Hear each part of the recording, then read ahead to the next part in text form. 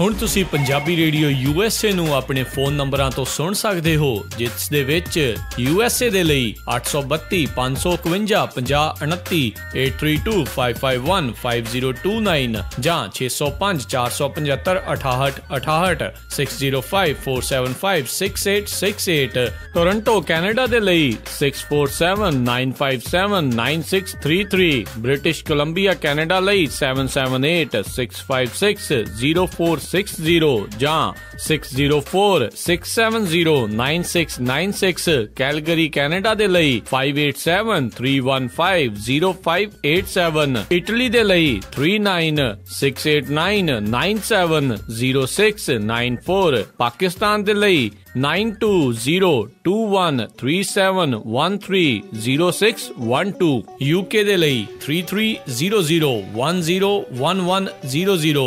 3300101100, Germany ਦੇ ਲਈ 51180904041511 80904041, France ਦੇ ਲਈ 3318014255, 33180142 ਆਸਟ੍ਰੇਲੀਆ ਦੇ ਲਈ 612080805601, 612080805601। ਹੁਣ ਤੁਸੀਂ ਆਪਣੇ ਦੇਸ਼ਾਂ ਦੇ ਵਿੱਚੋਂ ਇਹਨਾਂ ਨੰਬਰਾਂ ਦੇ ਉੱਤੇ ਕਾਲ ਕਰਕੇ ਪੰਜਾਬੀ ਰੇਡੀਓ USA ਨੂੰ ਲਾਈਵ ਸੁਣ ਸਕਦੇ ਹੋ। ਇਸ ਦੇ ਨਾਲ ਹੀ ਤੁਸੀਂ ਖਬਰਾਂ, ਖਬਰ ਤੇ ਨਜ਼ਰ, ਸਿਹਤ ਸੰਭਾਲ ਦਾ ਪ੍ਰੋਗਰਾਮ, ਨਾਨ ਸਟਾਪ ਪੰਜਾਬੀ ਗੀਤ, ਗੁਰਬਾਣੀ ਰੇਡੀਓ, ਸ਼੍ਰੀ ਦਰਬਾਰ ਸਾਹਿਬ ਜੀ ਦੇ ਹੁਕਮਨਾਮਾ ਸਾਹਿਬ ਦੀ ਵਿਆਖਿਆ ਪੰਜਾਬੀ ਅਤੇ ਅੰਗਰੇਜ਼ੀ ਦੇ ਵਿੱਚ, ਵੱਖ-ਵੱਖ ਗੁਰੂ ਘਰਾਂ ਦਾ ਸਿੱਧਾ ਪ੍ਰਸਾਰਣ, ਇਹ ਸਾਰਾ ਕੁਝ ਇਹਨਾਂ ਨੰਬਰਾਂ ਤੇ ਡਾਇਲ ਕਰਕੇ ਸੁਣ ਸਕਦੇ ਹੋ, ਜਾਂ ਸਾਡੀ ਵੈਬਸਾਈਟ www.punjabiradiousa.com ਤੇ ਵੀ ਸੁਣ ਸਕਦੇ ਹੋ। ਸੁਣਦੇ ਰਹੋ ਪੰਜਾਬੀ ਰੇਡੀਓ USA।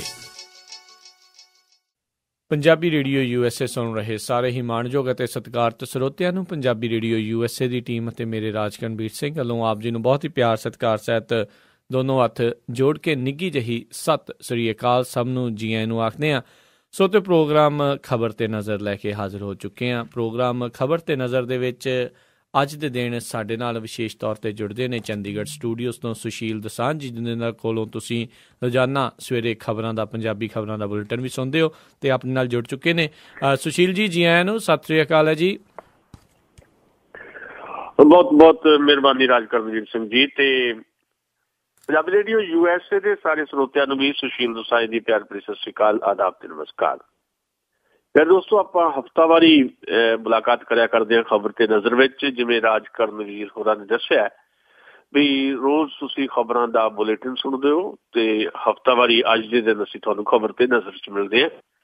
ਖਬਰ ਤੇ ਨਜ਼ਰ ਪ੍ਰੋਗਰਾਮ ਦੇ ਵਿੱਚ ਤੁਸੀਂ ਸਾਡੇ ਨਾਲ ਕਦੇ ਕਦੇ ਖੁਦ ਵੀ ਚਰਚਾ 'ਚ ਆ ਜਾਂਦੇ ਹੋ, ਪਰ ਆਮ ਤੌਰ ਦੇ ਉੱਤੇ ਅਸੀਂ ਪੰਜਾਬ ਤੇ ਦੇਸ਼ ਵਿੱਚ ਸਿਆਸੀ ਤੇ ਸਮਾਜਿਕ ਜਿਹੜੇ ਹਾਲਾਤ ਬਣਦੇ ਵਿਗੜਦੇ ਰਹਿੰਦੇ ਨੇ ਉਹਨਾਂ ਤੇ ਚਰਚਾ ਕਰਦੇ ਹਾਂ। ਅੱਜ ਦਾ ਸਿਲਸਿਲਾ ਵੀ ਅਸੀਂ ਸ਼ੁਰੂ ਜਦੋਂ ਕਰਨ ਜਾ ਰਹੇ ਹਾਂ ਤੇ ਪੰਜਾਬ ਦੇ ਵਿੱਚ ਵੀ ਤੇ ਦਿੱਲੀ ਦੀ ਸਿਆਸਤ ਦੇ ਵਿੱਚ ਵੀ ਨਵੇਂ ਸਮੀਕਰਨ ਬਣ ਰਹੇ ਨੇ, ਟੁੱਟ ਭੱਜ ਹੋ ਰਹੀ ਹੈ ਤੇ ਨਾਲ ਨਾਲ ਹੋਰ ਵਰਤਾਰੇ ਵੀ ਨੇ ਜਿਨ੍ਹਾਂ ਤੇ ਟਿੱਪਣੀ ਕਰਾਂਗੇ। ਤੇ ਗੱਲਬਾਤ ਦਾ ਸਿਲਸਿਲਾ ਸ਼ੁਰੂ ਕਰਨਗੇ ਰਾਜਕਰਨਵੀਰ ਜੀ। ਜੀ, ਪ੍ਰੋਗਰਾਮ ਸ਼ੁਰੂ ਕਰਨ ਤੋਂ ਪਹਿਲਾਂ ਸਾਡੇ ਪ੍ਰੋਗਰਾਮ ਖਬਰ ਤੇ ਨਜ਼ਰ ਦੇ ਸਪਾਂਸਰ, ਉਹਨਾਂ ਦਾ ਅਸੀਂ ਧੰਨਵਾਦ ਕਰਨਾ ਚਾਹੁੰਦੇ ਹਾਂ। ਖਾਲਸਾ ਇੰਸ਼ੋਰੈਂਸ ਏਜੰਸੀ ਵਾਲੇ, ਜਿਨ੍ਹਾਂ ਦੇ ਕੋਲੋਂ ਤੁਸੀਂ ਹਰ ਤਰ੍ਹਾਂ ਦੀ ਇੰਸ਼ੋਰੈਂਸ ਕਰਵਾ ਸਕਦੇ ਹੋ। ਉਹਨਾਂ ਦਾ ਫੋਨ ਨੰਬਰ 4082722500, 4082722500। ਇਸ ਦੇ ਨਾਲ ਨਾਲ ਗੁਰਦੀਪ ਸਿੰਘ ਵਿਰਦੀ, ਗੁਰਜੀਤ ਸਿੰਘ ਝਾਮਪੁਰ, ਸਤਨਾਮ ਸਿੰਘ ਸ਼ੇਰਗਿਰ, ਹਰਕੇਵਲ ਸਿੰਘ ਅਤੇ ਰਵਿੰਦਰ ਕੌਰ ਅਟਵਾਲ ਜੀ, ਅਸੀਂ ਇਹਨਾਂ ਦਾ ਧੰਨਵਾਦ ਕਰਦੇ ਹਾਂ। ਜੇ ਤੁਸੀਂ ਜਾਂ ਕੋਈ ਹੋਰ ਕਾਰੋਬਾਰ ਵੀ ਇਸ ਪ੍ਰੋਗਰਾਮ ਨੂੰ ਸਪਾਂਸਰ ਕਰਨਾ ਚਾਹੁੰਦੇ ਹੋ, ਉਸ ਦੇ ਲਈ ਤੁਸੀਂ ਸੰਪਰਕ ਕਰ ਸਕਦੇ ਹੋ ਨੰਬਰ 4087227698, 4087227698 ਦੇ ਉੱਤੇ। ਅਤੇ ਸੁਸ਼ੀਲ ਜੀ, ਆਪਣੀ ਖਬਰਾਂ ਦੀ ਸ਼ੁਰੂਆਤ ਕਰਦੇ ਹਾਂ। ਸਭ ਤੋਂ ਪਹਿਲਾਂ ਆਪਾਂ ਕਹਿ ਸਕਦੇ ਹਾਂ ਵੀ ਇੱਕ ਜਿਹੜੀ ਖਬਰ ਆ ਰਹੀ ਆ ਸ਼੍ਰੀ ਗੁਰੂ ਗ੍ਰੰਥ ਸਾਹਿਬ ਜੀ ਦੀਆਂ ਪਾਵਨ ਸਰੂਪ ਜਿਹੜੇ ਆ ਉਹਨਾਂ ਦੀ ਛਪਾਈ ਦੇ ਨਾਲ ਸੰਬੰਧਿਤ ਆ ਵੀ ਉਹ ਹੁਣ ਕੈਨੇਡਾ ਦੇ ਵਿੱਚ ਉਹਨਾਂ ਨੂੰ ਛਪਣ ਦੀ ਜਿਹੜੀ ਕਹਿ ਲਓ ਵੀ ਇਜਾਜ਼ਤ ਉਹ ਮਿਲ ਚੁੱਕੀ ਆ, ਉੱਥੇ ਵੀ ਹੁਣ ਛਪਿਆ ਕਰਨਗੀਆਂ। ਦੇਖੋ, ਮੈਂ ਸਮਝਦਾ ਹਾਂ ਕਿ ਇਹ ਬਹੁਤ ਹੀ ਚੰਗੀ ਖਬਰ ਹੈ। ਸ਼੍ਰੋਮਣੀ ਗੁਰਦੁਆਰਾ ਪ੍ਰਬੰਧਕ ਕਮੇਟੀ ਦਾ ਇਹ ਬਹੁਤ ਚੰਗਾ ਫੈਸਲਾ ਹੈ ਜੇ ਪਾਰਦਰਸ਼ਤਾ ਦੇ ਨਾਲ ਇਹ ਫੈਸਲਾ ਲਾਗੂ ਹੋਵੇ ਤਾਂ। ਤੁਸੀਂ ਸਾਰੇ ਜਾਣਦੇ ਹੋ, ਸਾਡੇ ਸਰੋਤੇ ਵੀ ਜਾਣਦੇ ਆ ਕਿ ਸ਼੍ਰੋਮਣੀ ਗੁਰਦੁਆਰਾ ਪ੍ਰਬੰਧਕ ਕਮੇਟੀ ਵੱਲੋਂ ਹੀ ਸ਼੍ਰੀ ਗੁਰੂ ਗ੍ਰੰਥ ਸਾਹਿਬ ਜਿਹੜੇ ਆ ਛਾਪੇ ਜਾਂਦੇ ਸੀ, ਹੁਣ ਵੀ ਛਾਪੇ ਜਾ ਰਹੇ ਆ। ਪੰਜਾਬ ਦੇ ਵਿੱਚ ਵੀ ਜਾਂ ਦੇਸ਼ ਵੀ ਸਾਡੇ ਇੱਥੇ ਕੋਈ ਵੀ ਪ੍ਰਾਈਵੇਟ ਪਬਲਿਸ਼ਰ ਨਹੀਂ ਛਾਪ ਸਕਦਾ ਸ਼੍ਰੀ ਗੁਰੂ ਗ੍ਰੰਥ ਸਾਹਿਬ ਜੀ ਦੇ ਸਰੂਪ। ਤੇ ਸ਼੍ਰੋਮਣੀ ਗੁਰਦੁਆਰਾ ਪ੍ਰਬੰਧਕ ਕਮੇਟੀ ਨੇ ਬਕਾਇਦਾ ਇੱਕ ਅਲਟਰਾ ਮਾਡਰਨ ਪ੍ਰੈਸ ਵੀ ਲਾਈ ਹੋਈ ਹੈ। ਇੱਥੇ ਉਹ ਸ਼੍ਰੋਮਣੀ ਗੁਰਦੁਆਰਾ ਪ੍ਰਬੰਧਕ ਕਮੇਟੀ ਅੰਮ੍ਰਿਤਸਰ ਸਾਹਿਬ 'ਚ ਛਾਪਦੀ ਆਈ ਆ ਹੁਣ ਤੱਕ। ਤੇ ਉਸ ਤੋਂ ਬਾਅਦ ਹੀ ਦੇਸ਼ ਵਿੱਚ ਵੀ ਤੇ ਦੁਨੀਆ ਭਰ 'ਚ ਜਿਹੜੇ ਹੈ ਇਹ ਸ਼੍ਰੀ ਗੁਰੂ ਗ੍ਰੰਥ ਸਾਹਿਬ ਜੀ ਦੇ ਪਾਵਨ ਸਰੂਪ ਸਪਲਾਈ ਕੀਤੇ ਜਾਂਦੇ ਰਹੇ ਆ। ਚਾਰਟਰਡ ਜਹਾਜ਼ ਬੁੱਕ ਕੀਤਾ ਜਾਂਦਾ ਤੇ ਪੂਰੀ ਮਾਣ ਮਰਿਆਦਾ ਦੇ ਨਾਲ ਉਹਨਾਂ ਨੂੰ ਭੇਜਿਆ ਜਾਂਦਾ ਰਿਹਾ। ਪਰ ਕਈ ਵਾਰ ਇਹ ਮੰਗ ਉੱਠੀ ਹੈ, ਕਈ ਵਾਰੀ ਕਿਉਂਕਿ ਬੇਅਦਬੀ ਦੀਆਂ ਵੀ ਖਬਰਾਂ ਆਈਆਂ ਵਿਦੇਸ਼ਾਂ ਦੇ ਵਿੱਚ, ਖਾਸ ਤੌਰ 'ਤੇ ਕੈਨੇਡਾ ਅਮਰੀਕਾ ਦੇ ਵਿੱਚ ਜਿਹੜੀ ਇੱਕ ਕਹਿ ਲਓ ਵੀ ਸਿੱਖ ਕਮਿਊਨਿਟੀ ਦੀ ਆਬਾਦੀ ਵੀ ਵਧੀ ਹੈ, ਗੁਰੂ ਘਰ ਵੀ ਵਧੇ ਹੈ ਜੀ। ਤੇ ਫਿਰ ਏਦਾਂ ਦੀ ਡਿਮਾਂਡ ਕਈ ਵਾਰੀ ਉੱਠੀ ਹੈ ਵੀ ਕਈ ਵਾਰ ਜਦੋਂ ਪਾਵਨ ਸਰੂਪ ਲਿਜਾਏ ਜਾਂਦੇ ਆ ਚਾਰਟਰਡ ਜਹਾਜ਼, ਜਦੋਂ ਬੇਅਦਬੀ ਵੀ ਹੁੰਦੀ ਹੈ ਉਸ ਨਾਲ ਖਰਚਾ ਵੀ ਬਹੁਤ ਜ਼ਿਆਦਾ ਹੋ ਜਾਂਦਾ ਹੈ। ਤੇ ਮੰਗ ਉੱਠਦੀ ਰਹੀ ਕਿ ਇਹਨਾਂ ਨੂੰ ਕਿਸੇ ਸਿਸਟਮ ਦੇ ਵਿੱਚ ਕਰਨਾ ਚਾਹੀਦਾ ਸ਼੍ਰੋਮਣੀ ਗੁਰਦੁਆਰਾ ਪ੍ਰਬੰਧਕ ਕਮੇਟੀ ਵਾਲਿਆਂ ਨੂੰ ਵੀ ਸ਼੍ਰੀ ਗੁਰੂ ਗ੍ਰੰਥ ਸਾਹਿਬ ਜੀ ਦੇ ਪਾਵਨ ਸਰੂਪ ਉੱਥੇ ਵੀ ਛਾਪੇ ਜਾ ਸਕਣ ਵਿਦੇਸ਼ਾਂ ਦੇ ਵਿੱਚ। ਹੁਣ ਸ਼੍ਰੋਮਣੀ ਗੁਰਦੁਆਰਾ ਪ੍ਰਬੰਧਕ ਕਮੇਟੀ ਨੇ ਬਕਾਇਦਾ ਇੱਕ ਫੈਸਲਾ ਕਰ ਲਿਆ। Satnam education trust British Columbia Canada ਜਿਹੜਾ ਹੈਗਾ ਸਤਨਾਮ ਐਜੂਕੇਸ਼ਨ ਟਰਸਟ, ਉੱਥੋਂ ਪ੍ਰਿੰਟ ਕਰਵਾਏ ਜਾ ਸਕਣਗੇ ਸ਼੍ਰੀ ਗੁਰੂ ਗ੍ਰੰਥ ਸਾਹਿਬ ਜੀ ਦੇ ਪਾਵਨ ਸਰੂਪ ਤੇ ਫਿਰ ਉਹ ਅਮਰੀਕਾ 'ਚ ਵੀ ਭੇਜੇ ਜਾ ਸਕਣਗੇ। ਤੇ ਇਸ ਮਸਲੇ ਤੇ ਹੁਣ ਬਿਲਕੁਲ ਹੋ ਗਈ ਹੈ। ਅਸਲ 'ਚ ਅਮਰੀਕਾ ਜਾਂ ਕੈਨੇਡਾ ਦੇ ਵਿੱਚ ਸ਼੍ਰੀ ਗੁਰੂ ਗ੍ਰੰਥ ਸਾਹਿਬ ਜੀ ਦੇ ਸਰੂਪ ਪ੍ਰਿੰਟ ਕਰਵਾਉਣ ਦੀ ਮੰਗ ਕਾਫੀ ਦੇਰ ਤੋਂ ਚੱਲ ਰਹੀ ਸੀ ਤੇ ਸ਼੍ਰੋਮਣੀ ਗੁਰਦੁਆਰਾ ਪ੍ਰਬੰਧਕ ਕਮੇਟੀ ਇੱਥੇ ਸਹਿਮਤ ਨਹੀਂ ਸੀ। ਪੰਜਾਬ ਤੇ ਹਰਿਆਣਾ ਹਾਈ ਕੋਰਟ 'ਚ ਵੀ ਇਸ ਮਸਲੇ ਤੇ ਐਕਟੀਵੀਸ਼ਨ ਪੈ ਗਈ ਸੀ। ਹੁਣ ਉਹ ਮਸਲਾ ਹੱਲ ਹੋ ਗਿਆ ਤੇ ਮੈਂ ਸਮਝਦਾ ਹਾਂ ਕਿ ਇਹ ਚੰਗੀ ਗੱਲ ਹੈ ਕਿ ਜਦੋਂ ਸ਼੍ਰੀ ਗੁਰੂ ਗ੍ਰੰਥ ਸਾਹਿਬ ਇੱਥੇ ਅਸੀਂ ਛਾਪਦੇ ਸੀ, ਫਿਰ ਚਾਰਟਰਡ ਜਹਾਜ਼ ਵਿੱਚ ਲੈ ਕੇ ਜਾਂਦੇ ਸੀ ਤੇ ਬਹੁਤ ਸਾਰੀਆਂ ਖਬਰਾਂ ਆਈਆਂ ਵੀ ਬੇਅਦਬੀ ਵੀ ਹੁੰਦੀ ਸੀ ਤੇ ਖਰਚਾ ਵੀ ਬਹੁਤ ਜ਼ਿਆਦਾ ਹੋ ਜਾਂਦਾ ਸੀ। ਹੁਣ ਕੈਨੇਡਾ ਦੇ ਵਿੱਚ ਹੀ ਛਪਿਆ ਕਰੇਗਾ, ਜਿਹੜੇ ਉੱਥੋਂ ਦੀ ਜ਼ਰੂਰਤ ਹੈਗੀ ਆ ਅਮਰੀਕਾ ਕੈਨੇਡਾ ਦੇ ਵਿੱਚ, ਉਹਨਾਂ ਮੁਲਕਾਂ ਦੇ ਵਿੱਚ ਉੱਥੋਂ ਭੇਜੇ ਜਾ ਸਕਣਗੇ। ਸੋ ਮੈਂ ਅੱਜ ਦੇ ਇਸ ਪ੍ਰੋਗਰਾਮ ਦੇ ਵਿੱਚ ਸ਼ੁਰੂ ਦੇ ਵਿੱਚ ਖਬਰ ਦੇ ਤੌਰ ਤੇ ਤੁਹਾਡੇ ਨਾਲ ਗੱਲ ਸਾਂਝੀ ਕੀਤੀ ਹੈ ਤੇ ਜਿਹਦੀ ਅਸੀਂ ਪ੍ਰੋੜਤਾ ਵੀ ਕਰਦੇ ਹਾਂ ਤੇ ਪ੍ਰਸ਼ੰਸਾ ਵੀ ਕਰਦੇ ਹਾਂ ਜੀ। ਤੇ ਆਪਾਂ ਹੁਣ ਜਿਹੜੇ ਸਿਆਸਤ ਨੂੰ ਵੱਲ ਵੱਧਦੇ ਹੋਈਏ, ਉਸ ਦੇ ਵੱਲ ਵੱਧਦੇ ਹਾਂ। ਇਸ ਟਾਈਮ ਸਿਆਸਤ ਜਿਹੜੀ ਆਮ ਆਦਮੀ ਪਾਰਟੀ ਨੂੰ ਲੈ ਕੇ ਉਹ ਬਹੁਤ ਜ਼ਿਆਦਾ ਗਰਮਾਈ ਹੋਈ ਆ, ਖਾਸ ਕਰਕੇ ਉਹਨਾਂ ਦੀ ਜਿਹੜੀ ਅੰਦਰੂਨੀ ਸਿਆਸਤ ਆ, ਖਿੱਚਤਾਨ ਜਿਹੜੀ ਆ ਉਹ ਚੱਲ ਰਹੀ ਆ। ਧੜੇਬੰਦੀ ਦਾ ਕਿਤੇ ਨਾ ਕਿਤੇ ਆਮ ਆਦਮੀ ਪਾਰਟੀ ਸ਼ਿਕਾਰ ਹੁੰਦੀ ਨਜ਼ਰ ਆ ਰਹੀ ਆ ਤੇ ਜਿਹੜੇ ਅਰਵਿੰਦ ਕੇਜਰੀਵਾਲ ਉਹ ਤੋਂ ਕਾਫੀ ਨਿਰਾਸ਼ ਨੇ। ਤੇ ਕੀ ਸਿਚੁਏਸ਼ਨ ਹੈ ਇਸ ਟਾਈਮ, ਜਿਹੜੀ ਕਰੰਟ ਸਿਚੁਏਸ਼ਨ ਕੀ ਆ? ਜਦੋਂ ਆਪਾਂ ਗੱਲ ਕਰ ਰਹੇ ਹਾਂ ਤੇ ਅੱਜ ਥੋੜੀ ਦੇਰ ਬਾਅਦ ਸ਼੍ਰੋਮਣੀ ਗੁਰਦੁਆਰਾ ਮਾਫ ਕਰਨਾ ਆਪਣੇ ਆਮ ਆਦਮੀ ਪਾਰਟੀ ਦੀ ਜਿਹੜੀ ਐਗਜ਼ੈਕਟਿਵ ਦੀ ਮੀਟਿੰਗ ਦਿੱਲੀ ਦੇ ਵਿੱਚ ਹੋਣ ਜਾ ਰਹੀ ਹੈ। ਇਹ ਮੀਟਿੰਗ ਸਪੈਸ਼ਲੀ ਇਸ ਕਰਕੇ ਕਾਲ ਕੀਤੀ ਗਈ ਵੀ ਆਮ ਆਦਮੀ ਪਾਰਟੀ ਦੇ ਵਿੱਚ ਜਿਸ ਕਿਸਮ ਦਾ ਮਾਹੌਲ ਬਣ ਗਿਆ ਹੈ, ਹਜੇ ਆਮ ਆਦਮੀ ਪਾਰਟੀ ਕੋਈ ਬਹੁਤ ਪੁਰਾਣੀ ਪਾਰਟੀ ਨਹੀਂ, ਆਮ ਆਦਮੀ ਪਾਰਟੀ 2.5-3 ਸਾਲ ਪੁਰਾਣੀ ਪਾਰਟੀ ਹੈ ਤੇ ਆਮ ਆਦਮੀ ਪਾਰਟੀ ਪਹਿਲਾਂ ਦਿੱਲੀ 'ਚ ਕੋਈ ਸਰਕਾਰ ਆਮ ਆਦਮੀ ਪਾਰਟੀ ਨੇ ਬਣਾਈ 28 ਸੀਟ ਲੈ ਕੇ, ਕਾਂਗਰਸ ਦੀ ਮਦਦ ਦੇ ਨਾਲ ਬਾਅਦ ਵਿੱਚ ਰਿਜ਼ਾਈਨ ਕੀਤਾ। ਉਹ ਲੰਮੀਆਂ ਕਹਾਣੀਆਂ, ਮੈਂ ਉਹਨਾਂ 'ਚ ਨਹੀਂ ਜਾਂਦਾ। ਪਰ ਉਸ ਤੋਂ ਬਾਅਦ ਲੋਕ ਸਭਾ ਦੀਆਂ ਚੋਣਾਂ ਦੇ ਵਿੱਚ ਆਮ ਆਦਮੀ ਪਾਰਟੀ ਦਾ ਜੋ ਹਸ਼ਰ ਹੋਇਆ ਸੀ, ਉਸ ਤੋਂ ਲੱਗਦਾ ਨਹੀਂ ਸੀ ਕਿ ਆਮ ਆਦਮੀ ਪਾਰਟੀ ਫਿਰ ਤੋਂ ਪੈਰਾਸਿਰ ਹੋ ਸਕੇਗੀ। ਪਰ ਇਹਨਾਂ ਵਿਧਾਨ ਸਭਾ ਚੋਣਾਂ 'ਚ ਦਿੱਲੀ ਦੇ ਵਿੱਚ ਆਮ ਆਦਮੀ ਪਾਰਟੀ ਨੇ ਸੱਚਮੁੱਚ ਇੱਕ ਚਮਤਕਾਰ ਕਰਕੇ ਦਿਖਾ ਦਿੱਤਾ ਹੈ। ਸਾਡਾ ਚਮਤਕਾਰਾਂ 'ਚ ਕੋਈ ਯਕੀਨ ਨਹੀਂ ਹੈ, ਪਰ ਸੱਚਮੁੱਚ ਚਮਤਕਾਰ ਹੋਇਆ ਵੀ 28 ਸੀਟਾਂ ਜਿੱਤਣ ਵਾਲੀ ਵਿਧਾਨ ਸਭਾ ਦੇ ਵਿੱਚ ਪਾਰਟੀ ਤੇ ਲੋਕ ਸਭਾ ਦੀ ਇੱਕ ਵੀ ਸੀਟ ਨਾ ਜਿੱਤਣ ਵਾਲੀ ਤੇ ਸਿਰਫ 10 ਸੀਟਾਂ ਦੇ ਉੱਤੇ ਲੋਕ ਸਭਾ ਦੀਆਂ ਚੋਣਾਂ ਦੇ ਦੌਰਾਨ ਜਿਹੜੀ ਗਿਣਤੀਆਂ ਆਈਆਂ ਕਿ ਵਿਧਾਨ ਸਭਾ ਦੀ 10 ਸੀਟਾਂ ਤੇ ਲੀਡ ਕੀਤੀ ਸੀ, 60 ਦੇ ਉੱਤੇ ਬੀਜੇਪੀ ਲੀਡ ਕਰ ਰਹੀ ਸੀ ਉਹਨੂੰ। ਉਸ ਤੋਂ ਬਾਅਦ ਜਦੋਂ ਲੋਕ ਸਭਾ ਦੀ ਚੋਣਾਂ ਤੋਂ ਬਾਅਦ ਇੱਕ ਵੀ MP ਵੀ ਨਹੀਂ ਜਿਤਾ ਸਕੀ ਆਮ ਆਦਮੀ ਪਾਰਟੀ, ਦਿੱਲੀ 'ਚ ਵੀ, ਸਾਰੇ ਦੇਸ਼ ਵੀ, ਸਿਰਫ ਪੰਜਾਬ ਤੋਂ 4 MP ਜਿੱਤੇ। ਫਿਰ ਦਿੱਲੀ ਦੇ ਵਿੱਚ ਉਹਨਾਂ ਦਾ ਏਦਾਂ ਪ੍ਰਗਟ ਹੋਣਾ, 70 ਦੇ ਵਿੱਚੋਂ 67 ਸੀਟਾਂ ਜਿੱਤਣਾ, ਸੱਚਮੁੱਚ ਇਹ ਚਮਤਕਾਰ ਹੈ, ਇਹ ਮੇਰੀ ਗੱਲ ਹੈ ਜੀ। ਤੇ ਉਹ ਮਹੀਨਾ ਹੀ ਹੋਇਆ ਹਾਲੇ ਸਰਕਾਰ ਬਣੀ ਨੂੰ ਦਿੱਲੀ 'ਚ, ਤੇ ਜਿਹੜਾ ਘਮਾਸਾਨ ਹੈ ਆਮ ਆਦਮੀ ਪਾਰਟੀ ਦੇ ਵਿੱਚ ਉਹ ਵੱਧ ਗਿਆ। ਆਮ ਆਦਮੀ ਪਾਰਟੀ ਦੇ ਥਿੰਕ ਟੈਂਕ ਸਮਝੇ ਜਾਂਦੇ ਯੋਗੇਂਦਰ ਯਾਦਵ ਤੇ ਆਮ ਆਦਮੀ ਪਾਰਟੀ ਦੇ ਬਾਨੀ ਮੈਂਬਰ ਤੇ ਬਹੁਤ ਹੀ ਪ੍ਰਸਿੱਧ ਵਕੀਲ ਜਿਹੜੇ ਆਮ ਆਦਮੀ ਪਾਰਟੀ ਦੇ ਵਿਸਥਾਰ ਲਈ ਕੈਨੇਡਾ ਤੇ ਅਮਰੀਕਾ ਦਾ ਦੌਰਾ ਵੀ ਕਰਕੇ ਗਏ ਆ, ਪ੍ਰਸ਼ਾਂਤ ਭੂਸ਼ਣ ਹੋਰੀ ਜੀ, ਤਾਂ ਵੱਲੋਂ ਜਿਸ ਤਰ੍ਹਾਂ ਦਾ ਮਾਹੌਲ ਜਾਂ ਜਿਸ ਤਰ੍ਹਾਂ ਦੇ ਮੁੱਦੇ ਉਠਾਏ ਗਏ ਆ, ਉਹਨੇ ਆਮ ਆਦਮੀ ਪਾਰਟੀ ਦੇ ਵਿੱਚ ਬਹੁਤ ਜ਼ਿਆਦਾ ਕਾਟੋ ਕਲੇਸ਼ ਵਾਲੀ ਸਥਿਤੀ ਬਣਾ ਦਿੱਤੀ ਹੈ। ਉਸੇ ਚੀਜ਼ ਨੂੰ ਸੋਲਵ ਕਰਨ ਵਾਸਤੇ ਅੱਜ ਆਮ ਆਦਮੀ ਪਾਰਟੀ ਦੀ ਨੈਸ਼ਨਲ ਐਗਜ਼ੈਕਟਿਵ ਦੀ ਮੀਟਿੰਗ ਹੈ। ਕਹਿਣਾ ਉਹਨਾਂ ਦਾ ਇਹ ਹੈ, ਪ੍ਰਸ਼ਾਂਤ ਭੂਸ਼ਣ ਦਾ, ਉਹਨਾਂ ਨੇ ਇੱਕ ਚਿੱਠੀ ਵੀ ਲਿਖੀ ਜਿਹਦੇ 'ਚ ਉਹਨਾਂ ਨੇ ਨੁਕਤਾ ਉਠਾਇਆ ਕਿ ਆਮ ਆਦਮੀ ਪਾਰਟੀ ਵਿਅਕਤੀ ਕੇਂਦਰਿਤ ਹੁੰਦੀ ਜਾ ਰਹੀ ਹੈ। ਉਹਨਾਂ ਦਾ ਸਿੱਧਾ ਹਮਲਾ ਅਰਵਿੰਦ ਕੇਜਰੀਵਾਲ ਤੇ ਹੈ। ਉਹਨਾਂ ਨੇ ਕਿਹਾ ਕਿ ਆਮ ਆਦਮੀ ਪਾਰਟੀ ਦੇ ਵਿੱਚ ਅਰਵਿੰਦ ਕੇਜਰੀਵਾਲ ਦਿੱਲੀ ਦੇ ਮੁੱਖ ਮੰਤਰੀ ਵੀ ਹੈ ਤੇ ਆਮ ਆਦਮੀ ਪਾਰਟੀ ਦੇ ਨੈਸ਼ਨਲ ਕਨਵੀਨਰ ਵੀ ਹੈ। ਵੀ ਇੱਕ ਬੰਦਾ ਦੋ ਅਹੁਦੇ ਤੇ ਕਿਵੇਂ ਰਹਿ ਸਕਦਾ? ਕਨਵੀਨਰਸ਼ਿਪ ਕਿਸੇ ਹੋਰ ਨੂੰ ਦੇਣੀ ਚਾਹੀਦੀ। ਉਹਨਾਂ ਦਾ ਇਸ਼ਾਰਾ ਆਪਣੇ ਵੱਲ ਨੂੰ ਵੀ ਹੈ ਤੇ ਜੋਗਿੰਦਰ ਯਾਦਵ ਵੱਲ ਨੂੰ ਵੀ ਹੈ। ਉਧਰ ਜੋਗਿੰਦਰ ਯਾਦਵ ਬਾਰੇ ਖਬਰਾਂ ਆਈਆਂ ਕਿ ਉਹਨੇ ਪ੍ਰੈਸ ਨੂੰ ਕੁਝ ਲੀਕੇਜ ਕੀਤੀ ਹੈ। ਇੱਕ ਸਟਿੰਗ ਆਪਰੇਸ਼ਨ ਵੀ ਹੋਇਆ ਜਿਹਦੇ ਵਿੱਚ ਆਡੀਓ ਟੇਪ ਵੈਬਸਾਈਟਸ ਦੇ ਉੱਤੇ ਪਈ ਹੈ, ਸੋਸ਼ਲ ਸਾਈਟਸ ਦੇ ਉੱਤੇ ਪਈਆਂ, ਜਿਹਦੇ 'ਚ ਇੱਕ ਪੱਤਰਕਾਰ ਤੋਂ ਆਮ ਆਦਮੀ ਪਾਰਟੀ ਦਾ ਇੱਕ ਲੀਡਰ ਪੁੱਛ ਰਿਹਾ ਵੀ ਫਲਾਣੀ ਜਿਹੜੀ ਗੱਲ ਤੁਸੀਂ ਅਖਬਾਰ 'ਚ ਛਾਪੀ ਸੀ ਉਹਦਾ ਸੋਰਸ ਕੀ ਹੈ? ਤਾਂ ਉਹ ਦੱਸਦੀ ਹੈ ਕਿ ਜੋਗਿੰਦਰ ਯਾਦਵ ਇਹਦੇ ਸੋਰਸ ਹੈ। ਉਹ ਖਬਰ ਇਹ ਸੀ ਕਿ ਪੰਜਾਬ ਤੇ ਹਰਿਆਣੇ ਦੇ ਵਿੱਚ ਚੋਣਾਂ ਦੇ ਵਿੱਚ ਹਿੱਸਾ ਲੈਣਾ ਆਮ ਆਦਮੀ ਪਾਰਟੀ ਨੇ ਜਾਂ ਨਹੀਂ। ਅਰਵਿੰਦ ਕੇਜਰੀਵਾਲ ਕਹਿ ਚੁੱਕੇ ਸੀ ਜਦੋਂ ਦਿੱਲੀ ਸਹੁੰ ਚੁੱਕੀ ਉਹਨਾਂ ਨੇ ਮੁੱਖ ਮੰਤਰੀ ਦੀ ਵੀ ਆਮ ਆਦਮੀ ਪਾਰਟੀ ਪੰਜਾਬ ਦੇ ਵਿੱਚ ਜਾਂ ਦੇਸ਼ ਵਿੱਚ ਕਿਤੇ ਵੀ ਹੋਰ ਨਹੀਂ ਜਾਏਗੀ, ਸਿਰਫ ਉਹ ਦਿੱਲੀ ਦੇ ਵਿੱਚ ਹੀ 5 ਸਾਲ ਰਹਿਣਗੇ। ਤੇ ਜੋਗਿੰਦਰ ਯਾਦਵ ਦੇ ਹਵਾਲੇ ਦੇ ਨਾਲ ਇਹ ਖਬਰਾਂ ਲੱਗ ਗਈਆਂ ਕਿ ਆਮ ਆਦਮੀ ਪਾਰਟੀ ਹਰਿਆਣੇ 'ਚ ਵੀ ਚੋਣ ਲੜੇਗੀ, ਪੰਜਾਬ 'ਚ ਵੀ ਚੋਣ ਲੜੇਗੀ। ਇਹਦਾ ਜਦੋਂ ਪੁਰਛਾਣ ਹੋਈ ਤੇ ਉਹ ਪੱਤਰਕਾਰ ਨੇ ਇਹ ਕਿਹਾ ਸਾਨੂੰ ਇਹ ਸਾਡਾ ਸੋਰਸ ਜੋਗਿੰਦਰ ਯਾਦਵ ਹੈ। ਹੁਣ ਇਹ ਜਿਹੜਾ ਅਨੁਸ਼ਾਸਨ ਨੂੰ ਭੰਗ ਕਰਨ ਦੇ ਇਲਜ਼ਾਮ ਹੈ ਉਹਨਾਂ ਦੇ ਉੱਤੇ ਉਹ ਲੱਗ ਰਹੇ ਨੇ ਤੇ ਅੱਜ ਦੀ ਨੈਸ਼ਨਲ ਐਗਜ਼ੈਕਟਿਵ ਦੇ ਵਿੱਚ ਇਹ ਸੰਭਾਵਨਾ ਬਣ ਰਹੀ ਹੈ ਵੀ ਜੋਗਿੰਦਰ ਯਾਦਵ ਤਾਂ ਸ਼ਾਇਦ ਪਹੁੰਚਣ ਨੈਸ਼ਨਲ ਐਗਜ਼ੈਕਟਿਵ ਮੀਟਿੰਗ ਦੇ ਵਿੱਚ। ਪ੍ਰਸ਼ਾਂਤ ਭੂਸ਼ਣ ਨੇ ਕਹਿ ਦਿੱਤਾ ਹੈ ਕਿ ਉਹ ਮੀਟਿੰਗ 'ਚ ਨਹੀਂ ਜਾ ਸਕਣਗੇ। ਨਾਲ ਹੀ ਪ੍ਰਸ਼ਾਂਤ ਭੂਸ਼ਣ ਨੇ ਇਹ ਵੀ ਕਹਿਤਾ ਵੀ ਉਹ ਪਾਰਟੀ ਵਿੱਚ ਵੀ ਰਹਿਣਗੇ ਪਰ ਹਾਈ ਕਮਾਂਡ ਦਾ ਕਲਚਰ ਉਹ ਬਰਦਾਸ਼ਤ ਨਹੀਂ ਕਰਨਗੇ। ਹੁਣ ਇਸ ਸਿਚੁਏਸ਼ਨ ਵਿੱਚ ਅੱਜ ਦੀ ਨੈਸ਼ਨਲ ਐਗਜ਼ੈਕਟਿਵ ਜਿਹੜੀ ਹੋ ਰਹੀ ਹੈ ਉਹਦੇ 'ਚ ਜੋ ਖਬਰਾਂ ਹੈ ਕਿ ਖੁਦ ਅਰਵਿੰਦ ਕੇਜਰੀਵਾਲ ਨਹੀਂ ਸ਼ਾਮਲ ਹੋ ਰਹੇ। ਅਰਵਿੰਦ ਕੇਜਰੀਵਾਲ 10 ਦਿਨ ਵਾਸਤੇ ਬੰਗਲੌਰ ਜਾ ਰਹੇ ਹੈ ਆਪਣਾ ਕੁਦਰਤੀ ਢੰਗ ਦੇ ਨਾਲ ਇਲਾਜ ਕਰਾਉਣ ਵਾਸਤੇ। ਉਹਨਾਂ ਨੂੰ ਖਾਂਸੀ ਬਹੁਤ ਰਹਿੰਦੀ ਹੈ, ਤੁਹਾਨੂੰ ਪਤਾ ਹੈ। ਸੋ ਇਸ ਸਿਚੁਏਸ਼ਨ ਦੇ ਵਿੱਚ ਜਿਹੜੀ ਹੁਣ ਅੱਜ ਐਗਜ਼ੈਕਟਿਵ ਦੀ ਮੀਟਿੰਗ ਹੋ ਰਹੀ ਹੈ ਤੇ ਇਹ ਕਿਹਾ ਜਾ ਰਿਹਾ ਹੈ ਕਿ ਡਿਸਿਪਲਿਨ ਦੇ ਨਾਂ ਦੇ ਉੱਤੇ ਅੱਜ ਯੋਗੇਂਦਰ ਯਾਦਵ ਤੇ ਪ੍ਰਸ਼ਾਂਤ ਭੂਸ਼ਣ ਨੂੰ ਸ਼ਾਇਦ ਜਿਹੜੀ ਸਭ ਤੋਂ ਤਾਕਤਵਰ ਕਮੇਟੀ ਆਮ ਆਦਮੀ ਪਾਰਟੀ ਦੀ ਰਾਜਸੀ ਮਾਮਲਿਆਂ ਵਾਲੀ ਕਮੇਟੀ ਉਹਦੇ ਵਿੱਚੋਂ ਖਾਰਜ ਕੀਤਾ ਜਾਏਗਾ।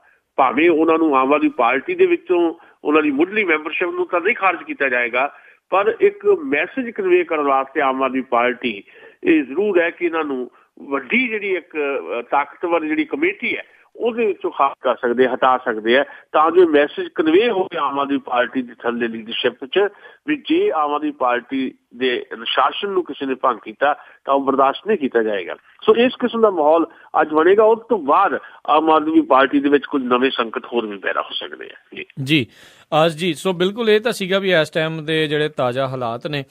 ਤੁਹਾਡੇ ਹਿਸਾਬ ਦੇ ਨਾਲ ਇਸ ਪੂਰੇ ਵਿਵਾਦ ਨੂੰ ਲੈ ਕੇ ਆਮ ਆਦਮੀ ਪਾਰਟੀ ਨੂੰ ਕੀ ਨੁਕਸਾਨ ਪਹੁੰਚਿਆ ਆ? ਦੇਖੋ, ਮੈਂ ਸਮਝਦਾ ਕਿ ਆਮ ਆਦਮੀ ਪਾਰਟੀ ਦੇ ਕੋਲ ਇਸ ਵੇਲੇ ਮੌਕਾ ਹੈ। ਨੈਸ਼ਨਲ ਐਗਜ਼ੈਕਟਿਵ ਦੇ ਵਿੱਚ ਆਮ ਆਦਮੀ ਪਾਰਟੀ ਕੇਵਲ ਇਸ ਗੱਲ ਤੇ ਚਰਚਾ ਨਾ ਕਰੇ ਕਿ ਯੋਗੇਂਦਰ ਯਾਦਵ ਜਾਂ ਪ੍ਰਸ਼ਾਂਤ ਭੂਸ਼ਣ ਨੇ ਪਾਰਟੀ ਤੋਂ ਬਾਹਰ ਜਾ ਕੇ ਕੀ ਬਿਆਨਬਾਜ਼ੀ ਕੀਤੀ ਹੈ ਜਾਂ ਕੀ ਚਿੱਠੀ ਲਿਖੀ ਹੈ। ਮੈਨੂੰ ਲੱਗਦਾ ਕਿ ਆਮ ਆਦਮੀ ਪਾਰਟੀ ਨੂੰ ਅੱਜ ਦਾ ਜਿਹੜਾ ਇਹ ਮੌਕਾ ਹੈ ਉਹਨੂੰ ਆਪਣੀ ਪਾਰਟੀ ਦੀ ਆਰਗੇਨਾਈਜੇਸ਼ਨ ਨੂੰ ਬਿਹਤਰ ਕਰਨ ਵਾਸਤੇ ਕੁਝ ਹੋਰ ਸਿੱਟੇ ਜਿਹੜੇ ਹੈ ਉਹ ਵੀ ਕੱਢਣੇ ਪੈਣਗੇ, ਜਿਹੜੇ ਫੈਸਲੇ ਵੀ ਲੈਣੇ ਪੈਣਗੇ। ਮੇਰਾ ਕਹਿਣ ਤੋਂ ਭਾਵ ਇਹ ਹੈ ਵੀ ਏਦਾਂ ਦੀ ਸਥਿਤੀ ਹੀ ਪੈਦਾ ਕਿਉਂ ਹੁੰਦੀ ਹੈ ਆਮ ਆਦਮੀ ਪਾਰਟੀ ਦੇ ਵਿੱਚ? ਸਥਿਤੀ ਹੀ ਪੈਦਾ ਕਿਉਂ ਹੁੰਦੀ ਹੈ ਵੀ ਜਦੋਂ 28 MLA ਉਹਨਾਂ ਨੂੰ ਜਿੱਤਦੇ ਆ ਤੇ ਜਿੱਤਣ ਤੋਂ ਥੋੜੇ ਦਿਨਾਂ ਬਾਅਦ ਹੀ ਵਿਨੋਦ ਕੁਮਾਰ ਬਿੰਨੀ ਵਰਗਾ ਬੰਦਾ ਜਿਹੜਾ ਆਮ ਆਦਮੀ ਪਾਰਟੀ ਦੇ ਖਿਲਾਫ ਬੋਲਣ ਲੱਗ ਪੈਂਦਾ। ਪਾਰਟੀ ਜਿੱਤਦੀ ਹੈ, ਪਾਰਟੀ ਜਿੱਤਣ ਤੋਂ ਬਾਅਦ ਬਹੁਤ ਸਾਰੇ ਲੋਕ ਪਾਰਟੀ ਨੂੰ ਛੱਡ ਕੇ ਚਲ ਜਾਂਦੇ ਆ। ਪਾਰਟੀ ਦੀ ਹਾਲਤ ਮਾੜੀ ਹੁੰਦੀ ਦੇਖ ਕੇ ਤਾਂ ਕੁਝ ਲੋਕ ਚਲ ਜਾਂਦੇ, ਸ਼ਾਜ਼ੀਆ ਇਲਮੀ ਵਰਗੇ। ਇਹ ਸਥਿਤੀਆਂ ਕਿਉਂ ਪੈਦਾ ਹੁੰਦੀਆਂ? ਇਹਨਾਂ ਸਥਿਤੀਆਂ ਨੂੰ ਸਾਂਭਣ ਦੀ ਜ਼ਰੂਰਤ ਹੈ। ਮੈਂ ਸਮਝਦਾ ਕਿ ਆਪਣੀ ਪਾਰਟੀ ਦੀ ਆਰਗੇਨਾਈਜੇਸ਼ਨ ਨੂੰ ਮਜ਼ਬੂਤ ਕਰਨ ਦਾ ਇੱਕ ਮੌਕਾ ਹੈ ਅੱਜ। ਆਮ ਆਦਮੀ ਪਾਰਟੀ ਯੋਗੇਂਦਰ ਯਾਦਵ ਤੇ ਪ੍ਰਸ਼ਾਂਤ ਭੂਸ਼ਣ ਤੇ ਕੋਈ ਐਕਸ਼ਨ ਇਸ ਰੂਪ 'ਚ ਨਾ ਲਵੇ ਕਿ ਉਹ ਪਾਰਟੀ ਦੇ ਵਿੱਚੋਂ ਬਾਹਰ ਹੋ ਜਾਣ ਜਾਂ ਬਾਹਰ ਹੋਣ ਲਈ ਮਜਬੂਰ ਹੋ ਜਾਣ। ਉਹ ਇਸ ਤਰ੍ਹਾਂ ਦਾ national executive Aam Aadmi party ਦੀ ਇਸ ਤਰ੍ਹਾਂ ਦਾ ਫੈਸਲਾ ਕਰੇ ਵੀ ਅੱਗੇ ਤੋਂ ਸਾਡੀ ਜਿਹੜੀ ਪਾਰਟੀ ਹੈ ਉਹਦਾ ਸਟਰਕਚਰਲ ਜਿਹੜਾ ਬੇਸ ਹੋਏਗਾ। ਮੇਰਾ ਕਹਿਣ ਦਾ ਭਾਵ ਹੈ ਕਿ ਜਦੋਂ ਪਾਰਟੀਆਂ ਨੂੰ ਤੁਸੀਂ ਕਨਵੀਨਰ ਦੇ ਉੱਤੇ ਆਧਾਰਿਤ ਕਰ ਦਿੰਦੇ ਹੋ ਜਿੱਦਾਂ ਪੰਜਾਬ ਦੇ ਸੁੱਚਾ ਸਿੰਘ ਛੋਟੇ ਕਨਵੀਨਰ ਹੈ, ਆਲ ਇੰਡੀਆ ਦੇ ਕਨਵੀਨਰ ਅਰਵਿੰਦ ਕੇਜਰੀਵਾਲ ਹੈ। ਹੁਣ ਆਮ ਆਦਮੀ ਪਾਰਟੀ ਕੋਈ NGO ਨਹੀਂ ਹੈ। ਹੁਣ ਆਮ ਆਦਮੀ ਪਾਰਟੀ ਇੱਕ ਪਾਰਟੀ ਹੈ, ਇਹਨੂੰ ਇੱਕ ਪਾਰਟੀ ਵਾਂਗ ਬਿਹੇਵ ਕਰਨਾ ਚਾਹੀਦਾ। ਅੱਜ ਮੌਕਾ ਹੈ ਨੈਸ਼ਨਲ ਐਗਜ਼ੀਕਟਿਵ ਬੈਠ ਕੇ ਸੋਚੇ ਕਿ ਆਮ ਆਦਮੀ ਪਾਰਟੀ ਨੇ ਆਪਣਾ ਬੇਸ ਕਿੱਦਾਂ ਬਣਾਉਣਾ ਆ, ਆਪਣਾ ਵਿਸਥਾਰ ਕਿੱਦਾਂ ਕਰਨਾ ਆ, ਕਨਵੀਨਰਸ਼ਿਪਾਂ ਤੋਂ ਬਾਹਰ ਕੱਢ ਕੇ ਆਮ ਆਦਮੀ ਪਾਰਟੀ ਨੂੰ ਲੋਕਾਂ ਦੇ ਦਰਵਾਜ਼ੇ ਤੱਕ ਪਹੁੰਚਾਇਆ ਜਾਏ ਤੇ ਉਹਦੇ ਵਾਸਤੇ ਇੱਕ ਪਾਰਟੀ ਦਾ ਸਟਰਕਚਰ ਖੜਾ ਕੀਤਾ ਜਾਏ। ਪਾਰਟੀ ਕਿਸੇ ਵੀ ਪਾਰਟੀ 'ਚ, ਕਿਸੇ ਪੋਲੀਟੀਕਲ ਪਾਰਟੀ 'ਚ, ਪੰਜਾਬ ਦੀ ਨਹੀਂ, ਹਿੰਦੁਸਤਾਨ 'ਚ ਜਾਂ ਦੁਨੀਆ ਦੇ ਕਿਸੇ ਵੀ ਪਾਰਟੀ ਦੇ ਵਿੱਚ ਤੁਸੀਂ ਕਨਵੀਨਰ ਨਹੀਂ ਦੇਖੋਗੇ। ਕਨਵੀਨਰਸ਼ਿਪ ਦਾ ਮਤਲਬ ਹੈ ਵੀ ਠੀਕ ਹੈ ਤੁਸੀਂ ਇੱਕ ਕਨਵੀਨਰ ਲਾ ਲਿਆ, ਸਾਰੀਆਂ ਸ਼ਕਤੀਆਂ ਉਸ ਬੰਦੇ ਕੋਲ ਚਲ ਗਈਆਂ। ਲੋੜ ਇਸ ਗੱਲ ਦੀ ਹੈ ਕਿ ਇਹਦਾ ਬੇਸਿਕ ਸਟਰਕਚਰ ਬਣਾਇਆ ਜਾਵੇ। ਪ੍ਰਾਇਮਰੀ ਮੈਂਬਰ ਤੋਂ ਲੈ ਕੇ ਬਲਾਕ ਪ੍ਰੈਜ਼ੀਡੈਂਟ, ਬਲਾਕ ਸੈਕਟਰੀ ਜਾਂ ਛੋਟਾ ਸੈਕਟਰੀ ਜਾਂ ਕੈਸ਼ੀਅਰ ਜਾਂ ਉੱਪਰ ਤੱਕ ਜਿਹੜਾ ਆ ਜ਼ਿਲ੍ਹਿਆਂ ਦੇ ਸੈਕਟਰੀ ਲੈਵਲ ਤੱਕ, ਫਿਰ ਸੂਬਿਆਂ ਦੇ ਜਿਹੜੇ president, general secretary, joint secretary, ਇੱਕ ਪੂਰੇ ਦਾ ਪੂਰਾ ਸਟਰਕਚਰ ਜਿਹੜਾ ਇੱਕ ਬਣਦਾ ਪਾਰਟੀਆਂ ਦਾ, ਉੱਦਾਂ ਦਾ ਸਟਰਕਚਰ ਬਣਾਇਆ ਜਾਵੇ ਤੇ ਫਿਰ ਇੱਕ ਅਨੁਸ਼ਾਸਨ ਵਾਸਤੇ ਬਕਾਇਦਾ ਫੈਸਲਾ ਕਰ ਲਿਆ ਜਾਏ ਕਿ ਅਨੁਸ਼ਾਸਨ ਜਿਹੜਾ ਮਸਟ ਹੈ, ਵੀ ਅਨੁਸ਼ਾਸਨ ਮਸਟ ਹੈ। ਦੂਜਾ ਇੱਕ ਆਈਡੀਓਲੋਜੀ ਵਿਕਸਿਤ ਕੀਤੀ ਜਾਏ। ਬਿਨਾਂ ਆਈਡੀਓਲੋਜੀ ਤੋਂ ਤੁਸੀਂ ਇਹ ਮਸਲੇ ਹੱਲ ਨਹੀਂ ਕਰ ਸਕਦੇ। ਤੀਜੀ ਸਭ ਤੋਂ ਇੰਪੋਰਟੈਂਟ ਗੱਲ ਇਹ ਹੈ ਕਿ ਇਨਰ ਡੈਮੋਕ੍ਰੇਸੀ ਜਿਹੜੀ ਹੈ ਤੁਹਾਡੀ ਪਾਰਟੀ ਚਾਹੀਦੀ ਹੈ ਜੀ। ਜਿੰਨੀ ਦੇਰ ਤੱਕ ਤੁਹਾਡੀ ਪਾਰਟੀ ਦੇ ਅੰਦਰ ਅੰਦਰੂਨੀ ਜਮਹੂਰੀਅਤ ਨਹੀਂ, ਸਾਰੇ ਫੈਸਲੇ ਇੱਕੋ ਵਿਅਕਤੀ ਕਰੇਗਾ ਤਾਂ ਫੈਸਲੇ ਜੀ ਹਜ਼ੂਰ ਕਹਿ ਕੇ ਮੰਨੇ ਜਾਣਗੇ, ਉਨੀ ਦੇਰ ਤੱਕ ਇਹ ਦਿੱਕਤਾਂ ਰਹਿਣਗੀਆਂ। ਸੋ ਅੱਜ ਦਾ ਦਿਨ ਬਹੁਤ ਇੰਪੋਰਟੈਂਟ ਹੈ ਆਮ ਆਦਮੀ ਪਾਰਟੀ ਵਾਸਤੇ। ਪਰ ਨਾਲ ਦੀ ਨਾਲ ਹੈਰਾਨੀ ਵੀ ਹੈ ਕਿ ਖੁਦ ਨੈਸ਼ਨਲ ਕਨਵੀਨਰ ਜਿਹੜੇ ਅਰਵਿੰਦ ਕੇਜਰੀਵਾਲ ਬਾਰੇ ਖਬਰ ਆ ਰਹੀ ਹੈ ਕਿ ਅੱਜ ਦੀ ਮੀਟਿੰਗ 'ਚ ਸ਼ਾਮਲ ਨਹੀਂ ਹੋ ਰਹੇ। ਜਾਂ ਤਾਂ ਇਸ ਮੀਟਿੰਗ ਤੋਂ ਬਾਹਰ ਰਹਿ ਕੇ ਉਹਨਾਂ ਦੇ ਮਨ 'ਚ ਕੋਈ ਫੈਸਲਾ, ਉਹ ਫੈਸਲਾ ਆਪਣੇ ਜਿਹੜੇ ਉਹਨਾਂ ਦੇ ਸਾਥੀ ਆ ਉਹਨਾਂ ਤੋਂ ਉਹ ਕਰਵਾਉਣਾ ਚਾਹੁੰਦੇ ਆ, ਤਾਂ ਜੋ ਸਿੱਧੇ ਤੌਰ ਦੇ ਉੱਤੇ ਅਰਵਿੰਦ ਕੇਜਰੀਵਾਲ ਦੇ ਉੱਤੇ ਵੀ ਇਹ ਦੋਸ਼ ਨਾ ਲੱਗੇ, ਲਓ ਜੀ ਕੱਲ੍ਹ ਨੂੰ ਅਰਵਿੰਦ ਕੇਜਰੀਵਾਲ ਕਹਿਣ ਠੀਕ ਜੀ ਮੈਂ ਤਾਂ ਮੀਟਿੰਗ 'ਚ ਵੀ ਹੈ ਨਹੀਂ ਸੀ, ਮੇਰੀ ਜੋ ਇਹ ਤਾਂ ਪਾਰਟੀ ਨੇ ਫੈਸਲਾ ਕੀਤਾ, ਮੈਂ ਕੋਈ ਫੈਸਲਾ ਨਹੀਂ ਕੀਤਾ। ਏਦਾਂ ਹੁੰਦਾ ਨਹੀਂ ਹੈ। ਸਾਰਿਆਂ ਨੂੰ ਪਤਾ ਹੁੰਦਾ ਵੀ ਕੋਈ ਉੱਥੇ ਸ਼ਾਮਲ ਹੋਵੇ ਨਾ ਹੋਵੇ। ਅੱਜ ਰਾਹੁਲ ਗਾਂਧੀ ਨਹੀਂ ਹੈ, ਰਾਹੁਲ ਗਾਂਧੀ ਗਏ ਛੁੱਟੀਆਂ ਮਨਾਉਣ, ਪਰ ਜਿਹੜੇ 6 ਪ੍ਰੈਜ਼ੀਡੈਂਟ ਲਾਏ ਆ ਵੱਖ-ਵੱਖ ਸੂਬਿਆਂ ਦੇ ਵਿੱਚ ਰਾਹੁਲ ਗਾਂਧੀ ਦੀ ਮਰਜ਼ੀ ਦੇ ਲਾਏ ਗਏ। ਸੋ ਇਸ ਕਰਕੇ ਮੈਂ ਸਮਝਦਾ ਕਿ ਸਥਿਤੀਆਂ ਨੂੰ ਫੇਸ ਕਰਨਾ ਚਾਹੀਦਾ। ਅਰਵਿੰਦ ਕੇਜਰੀਵਾਲ ਇਲਾਜ ਵਾਸਤੇ ਜਾਣ, ਅੱਜ ਤੋਂ ਬਾਅਦ ਜਾ ਸਕਦੇ ਆ, ਕੱਲ੍ਹ ਚੱਲ ਜਾਣਾ ਉਹਨਾਂ ਨੂੰ ਇਹ ਜਿਹੜੀਆਂ ਹਾਲਾਤ ਪੈਦਾ ਹੋਏ ਆ ਉਹਨਾਂ ਨੂੰ ਫੇਸ ਕਰਨਾ ਚਾਹੀਦਾ। ਜੇ ਤੁਸੀਂ ਫੇਸ ਨਹੀਂ ਕਰ ਸਕਦੇ ਹਾਲਾਤ ਨੂੰ, ਬਾਹਰ ਜਾ ਰਹੇ ਹੋ ਤੁਸੀਂ ਤੇ ਪਿੱਛੇ ਛੱਡ ਕੇ ਜਾ ਰਹੇ ਹੋ 10 ਬੰਦੇ ਆਪਣੇ ਵੀ ਤੁਸੀਂ ਆਹ ਫੈਸਲਾ ਕਰ ਲਓ, ਇਹਦਾ ਸਗੋਂ ਹੋਰ ਜ਼ਿਆਦਾ ਗਲਤ ਕਿਸਮ ਦਾ ਜਿਹੜਾ ਮੈਸੇਜ ਕਨਵੇ ਹੋਏਗਾ। ਜੀ ਬਿਲਕੁਲ। ਸੋ ਆਮ ਆਦਮੀ ਪਾਰਟੀ ਦੇ ਲਈ ਕਾਫੀ ਕਹਿ ਲਓ ਵੀ ਚੁਣੌਤੀ ਦੀ ਘੜੀ ਹੈਗੀ ਆ ਤੇ ਬਿਲਕੁਲ ਦੇਖਣ ਵਾਲਾ ਰਹੇਗਾ। ਤੇ ਜਿੱਦਾਂ ਇਹ ਆਪਾਂ ਨੈਸ਼ਨਲ ਲੈਵਲ ਦੇ ਉੱਤੇ ਇਹ ਗੱਲ ਕੀਤੀ ਤੇ ਪੰਜਾਬ ਦੇ ਵਿੱਚ ਆਮ ਆਦਮੀ ਪਾਰਟੀ ਦੇ ਨੂੰ ਲੈ ਕੇ ਵੀ ਜਿਹੜੀ ਸਿਆਸਤ ਉਹ ਵੀ ਕਾਫੀ ਗਰਮਾਈ ਹੋਈ ਆ। ਸੁਖਪਾਲ ਖਹਿਰਾ ਦੇ ਆਉਣ ਦੀਆਂ ਗੱਲਾਂ ਚੱਲ ਰਹੀਆਂ ਸੀਗੀਆਂ, ਸੋ ਉਸ ਦਾ ਕੀ ਅਸਰ ਜਿਹੜਾ ਹੈ ਸਿੱਧਾ ਪੰਜਾਬ ਦੇ ਉੱਤੇ ਹੋਵੇਗਾ? ਮੈਂ ਸਮਝਦਾ ਕਿ ਜਦੋਂ ਕੋਈ ਪਾਰਟੀ ਜਿਸ ਤਰ੍ਹਾਂ ਆਮ ਆਦਮੀ ਪਾਰਟੀ ਆਈ ਹੈ ਸਾਡੇ ਸਾਹਮਣੇ, ਅਚਾਨਕ ਲੋਕਾਂ ਦੇ ਵਿੱਚ ਜਿੱਦਾਂ ਇਸ ਪਾਰਟੀ ਦੇ ਪ੍ਰਤੀ ਕਰੇਜ਼ ਵਧਿਆ। ਜਦੋਂ ਇਸ ਤਰ੍ਹਾਂ ਹੁੰਦਾ ਹੈ ਕਿ ਲੋਕ ਪਾਰਟੀ ਦੀ ਜਿਹੜੀ ਆਰਗੇਨਾਈਜੇਸ਼ਨ ਵੀ ਨਹੀਂ ਬਣੀ ਹੁੰਦੀ, ਉਹਦੇ ਬਾਵਜੂਦ ਵੀ ਲੋਕ ਤੁਹਾਨੂੰ ਵੋਟ ਕਰਦੇ ਆ ਤੇ ਫਿਰ ਪਾਰਟੀ ਜਿਹੜੀ ਹੈ ਲੱਗਦਾ ਕਿ ਆਉਣ ਵਾਲਾ ਭਵਿੱਖ ਜਿਹੜਾ ਇਸ ਪਾਰਟੀ ਦਾ ਹੈ। ਤੇ ਫਿਰ ਵੱਖ-ਵੱਖ ਪਾਰਟੀਆਂ 'ਚ ਬੈਠੇ ਜਿਹੜੇ ਲੋਕ ਹੈ ਜਿਨ੍ਹਾਂ ਨੂੰ ਆਪੋ ਆਪਣੀਆਂ ਪਾਰਟੀਆਂ ਦੇ ਵਿੱਚ ਯਥਾਯੋਗ ਜਗ੍ਹਾ ਨਹੀਂ ਮਿਲੀ ਤੇ ਉਹਨਾਂ ਨੂੰ ਲੱਗਦਾ ਕਿ ਸਾਡੀ ਪਾਰਟੀ ਹੁਣ ਜਿਹੜੀ ਹੈ ਉਹ ਬੈਕਫੁੱਟ ਤੇ ਹੈ ਤੇ ਫਰੰਟ ਫੁੱਟ ਵਾਲੇ ਆਹ ਲੋਕ ਹੈ, ਕੱਲ੍ਹ ਨੂੰ ਭਵਿੱਖ ਜਿਹੜਾ ਆ ਇਹਨਾਂ ਦਾ ਹੈ। ਤੇ ਫਿਰ ਉਹ ਭਵਿੱਖ ਵਾਲੇ ਜਿਹੜੇ ਲੋਕ ਹੈ ਜਿਨ੍ਹਾਂ ਨੂੰ ਲੱਗਦਾ ਕਿ ਵੀ ਆਹ ਪਾਰਟੀ ਦਾ ਭਵਿੱਖ ਹੈ ਤੇ ਉਹ ਫਿਰ ਲੋਕ ਉਹਨਾਂ ਨਾਲ ਜੁੜਨਾ ਚਾਹੁੰਦੇ ਆ। ਇਹੀ ਕੁਝ ਹੋ ਰਿਹਾ ਪੰਜਾਬ ਦੇ ਵਿੱਚ। ਅੱਜ ਆਮ ਆਦਮੀ ਪਾਰਟੀ ਨੂੰ ਭਵਿੱਖ ਦੀ ਬਦਲ ਦੇ ਤੌਰ ਤੇ ਦੇਖਿਆ ਜਾ ਰਿਹਾ ਵੀ ਪੰਜਾਬ ਦੇ ਵਿੱਚ ਬਦਲ ਜਿਹੜਾ ਅਕਾਲੀ ਦਲ ਤੇ BJP ਦਾ ਤੇ ਕਾਂਗਰਸ ਦਾ ਜੇ ਕੋਈ ਬਦਲ ਹੈ ਤੇ ਆਮ ਆਦਮੀ ਪਾਰਟੀ ਹੈ। ਤੇ 2017 ਦੀਆਂ ਵਿਧਾਨ ਸਭਾ ਚੋਣਾਂ ਲਈ ਪੇਸ਼ੀਨ ਗੋਈਆਂ ਕੀਤੀਆਂ ਜਾ ਰਹੀਆਂ ਕਿ ਆਮ ਆਦਮੀ ਪਾਰਟੀ ਪੰਜਾਬ ਦੇ ਸਰਕਾਰ ਬਣਾਏਗੀ। ਸੋ ਆਮ ਆਦਮੀ ਪਾਰਟੀ ਦੇ ਪ੍ਰਤੀ ਜਿਹੜਾ ਇਹ ਕਰੇਜ਼ ਹੈ, ਇਹ ਕਰੇਜ਼ ਵੱਖ-ਵੱਖ ਪਾਰਟੀਆਂ ਦੇ ਵਿੱਚ ਆਪਣੇ ਆਪ ਨੂੰ ਜਿਹੜੇ ਕਹਿ ਲਓ ਵੀ ਠੀਕ ਅਨੁਭਵ ਨਹੀਂ ਕਰ ਰਹੇ, ਅਨਕੰਫਰਟੇਬਲ ਫੀਲ ਕਰ ਰਹੇ ਹੈ, ਉਹਨਾਂ ਲੋਕਾਂ ਨੂੰ ਲੱਗਦਾ ਕਿ ਹੁਣ ਆਮ ਆਦਮੀ ਪਾਰਟੀ ਵੱਲ ਜਾਈਏ। ਇਸ ਕਰਕੇ ਬਹੁਤ ਸਾਰੇ ਲੋਕਾਂ ਦੀ ਚਰਚਾ ਹੋ ਰਹੀ ਹੈ ਕਿ ਉਹ ਆਮ ਆਦਮੀ ਪਾਰਟੀ ਜਾ ਸਕਦੇ। ਕਦੀ ਮਨਪ੍ਰੀਤ ਦੀ ਹੁੰਦੀ ਹੈ, ਵਿੱਚ ਜਗਮੀਤ ਬਰਾੜ ਦਾ ਨਾਮ ਵੀ ਬੋਲਦਾ ਹੈ। ਸੁਖਪਾਲ ਖਹਿਰੇ ਬਾਰੇ ਤਾਂ ਫੈਸਲਾ ਹੋ ਗਿਆ ਸੀ ਜੀ। ਸੁਖਪਾਲ ਖਹਿਰੇ ਬਾਰੇ ਤਾਂ ਇਹ ਫੈਸਲਾ ਹੋ ਗਿਆ ਸੀ ਕਿ ਆਮ ਆਦਮੀ ਪਾਰਟੀ ਸ਼ਾਮਲ ਹੋਣ ਜਾ ਰਹੇ ਆ ਤੇ ਪਰ ਹੁਣ 10-12 ਦਿਨ ਇਹ ਮਸਲਾ ਲਟਕ ਗਿਆ, ਕਿਉਂਕਿ ਇਹ ਵੀ ਖਬਰ ਹੈ ਕਿ ਸੁਖਪਾਲ ਸਿੰਘ ਖਹਿਰਾ ਜਿਹੜੇ ਹੈ ਉਹ ਡਾਇਰੈਕਟਲੀ ਉਹਨਾਂ ਦੇ ਸੰਪਰਕ ਜਿਹੜੇ ਆ ਉਹ ਅਰਵਿੰਦ ਕੇਜਰੀਵਾਲ ਦੇ ਨਾਲ ਹੈ। ਹੁਣ ਉੱਥੇ ਆਮ ਆਦਮੀ ਪਾਰਟੀ ਦਾ ਆਪਣਾ ਸੰਕਟ ਪੈਦਾ ਹੋ ਗਿਆ ਟੌਪ ਦੀ ਲੀਡਰਸ਼ਿਪ ਦੇ ਵਿੱਚ ਇਸ ਵੇਲੇ, ਜਿਹਦਾ ਅੱਜ ਅਸੀਂ ਹੁਣੇ ਮਸਲਾ ਵਿਚਾਰ ਕੇ ਹਟੇ ਹਾਂ ਤੇ ਜਿਹਦੇ ਕਰਕੇ ਅੱਜ ਨੈਸ਼ਨਲ ਐਗਜ਼ੈਕਟਿਵ ਦੀ ਮੀਟਿੰਗ ਹੋ ਰਹੀ ਹੈ। ਅਰਵਿੰਦ ਕੇਜਰੀਵਾਲ 10 ਦਿਨ ਵਾਸਤੇ ਜਾ ਰਹੇ ਨੇ ਆਪਣੇ ਇਲਾਜ ਵਾਸਤੇ, ਸੋ ਇਸ ਕਰਕੇ ਉਹ ਮੌਕਾ ਜਿਹੜਾ ਸੀ ਸੁਖਪਾਲ ਖਹਿਰਾ ਹੋਰਾਂ ਲਈ ਬਣਿਆ, ਉਹ ਮੌਕਾ ਥੋੜੀ ਦੇਰ ਵਾਸਤੇ ਪੋਸਟਪੋਨ ਹੋਇਆ। ਇਹ ਤਾਂ ਖਬਰ ਹੈ। ਪਰ ਜੇ ਅਸੀਂ ਇਹ 'ਤੇ ਟਿੱਪਣੀ ਕਰਨੀ ਹੋਵੇ ਤਾਂ ਮੈਂ ਸਮਝਦਾ ਵੀ ਕਿਸੇ ਵੀ ਪੋਲੀਟੀਕਲ ਪਾਰਟੀ ਤੋਂ ਜਿਹੜੀਆਂ ਸਟੈਬਲਿਸ਼ ਪਾਰਟੀਆਂ, ਉਹਨਾਂ ਪਾਰਟੀਆਂ 'ਚੋਂ ਜੇ ਕੋਈ ਲੋਕ ਆਉਂਦੇ ਆ ਨਵੀਂ ਭਵਿੱਖ ਦੀ ਪਾਰਟੀ ਵੱਲ ਨੂੰ, ਉਹ ਇਸ ਕਰਕੇ ਨਹੀਂ ਆਉਂਦੇ ਕਿ ਉਹਨਾਂ ਨੇ ਕੋਈ ਲੋਕਾਂ ਦੀ ਸੇਵਾ ਕਰਨੀ। ਨਿੱਜੀ ਤੌਰ ਤੇ ਮੈਂ ਸੁਖਪਾਲ ਸਿੰਘ ਖਹਿਰਾ ਹੋਰਾਂ ਦਾ ਪ੍ਰਸ਼ੰਸਕ ਹੈ, ਨਿੱਜੀ ਤੌਰ ਦੇ ਉੱਤੇ ਮੈਂ ਉਹਨੂੰ ਚੰਗਾ ਓਨੈਸਟ ਬੰਦਾ ਸਮਝਦਾ। ਉਹ ਐਨਰਜੈਟਿਕ ਵੀ ਨੇ ਤੇ ਉਹਨਾਂ ਨੂੰ ਲੌਜਿਕ ਵੀ ਉਹਨਾਂ ਦੇ ਕੋਲ ਹੈਗਾ ਜੀ, ਤੇ ਉਹਨਾਂ ਦੀ ਟਾਈਮਿੰਗ ਵੀ ਬੜੀ ਦਰੁਸਤ ਹੈ।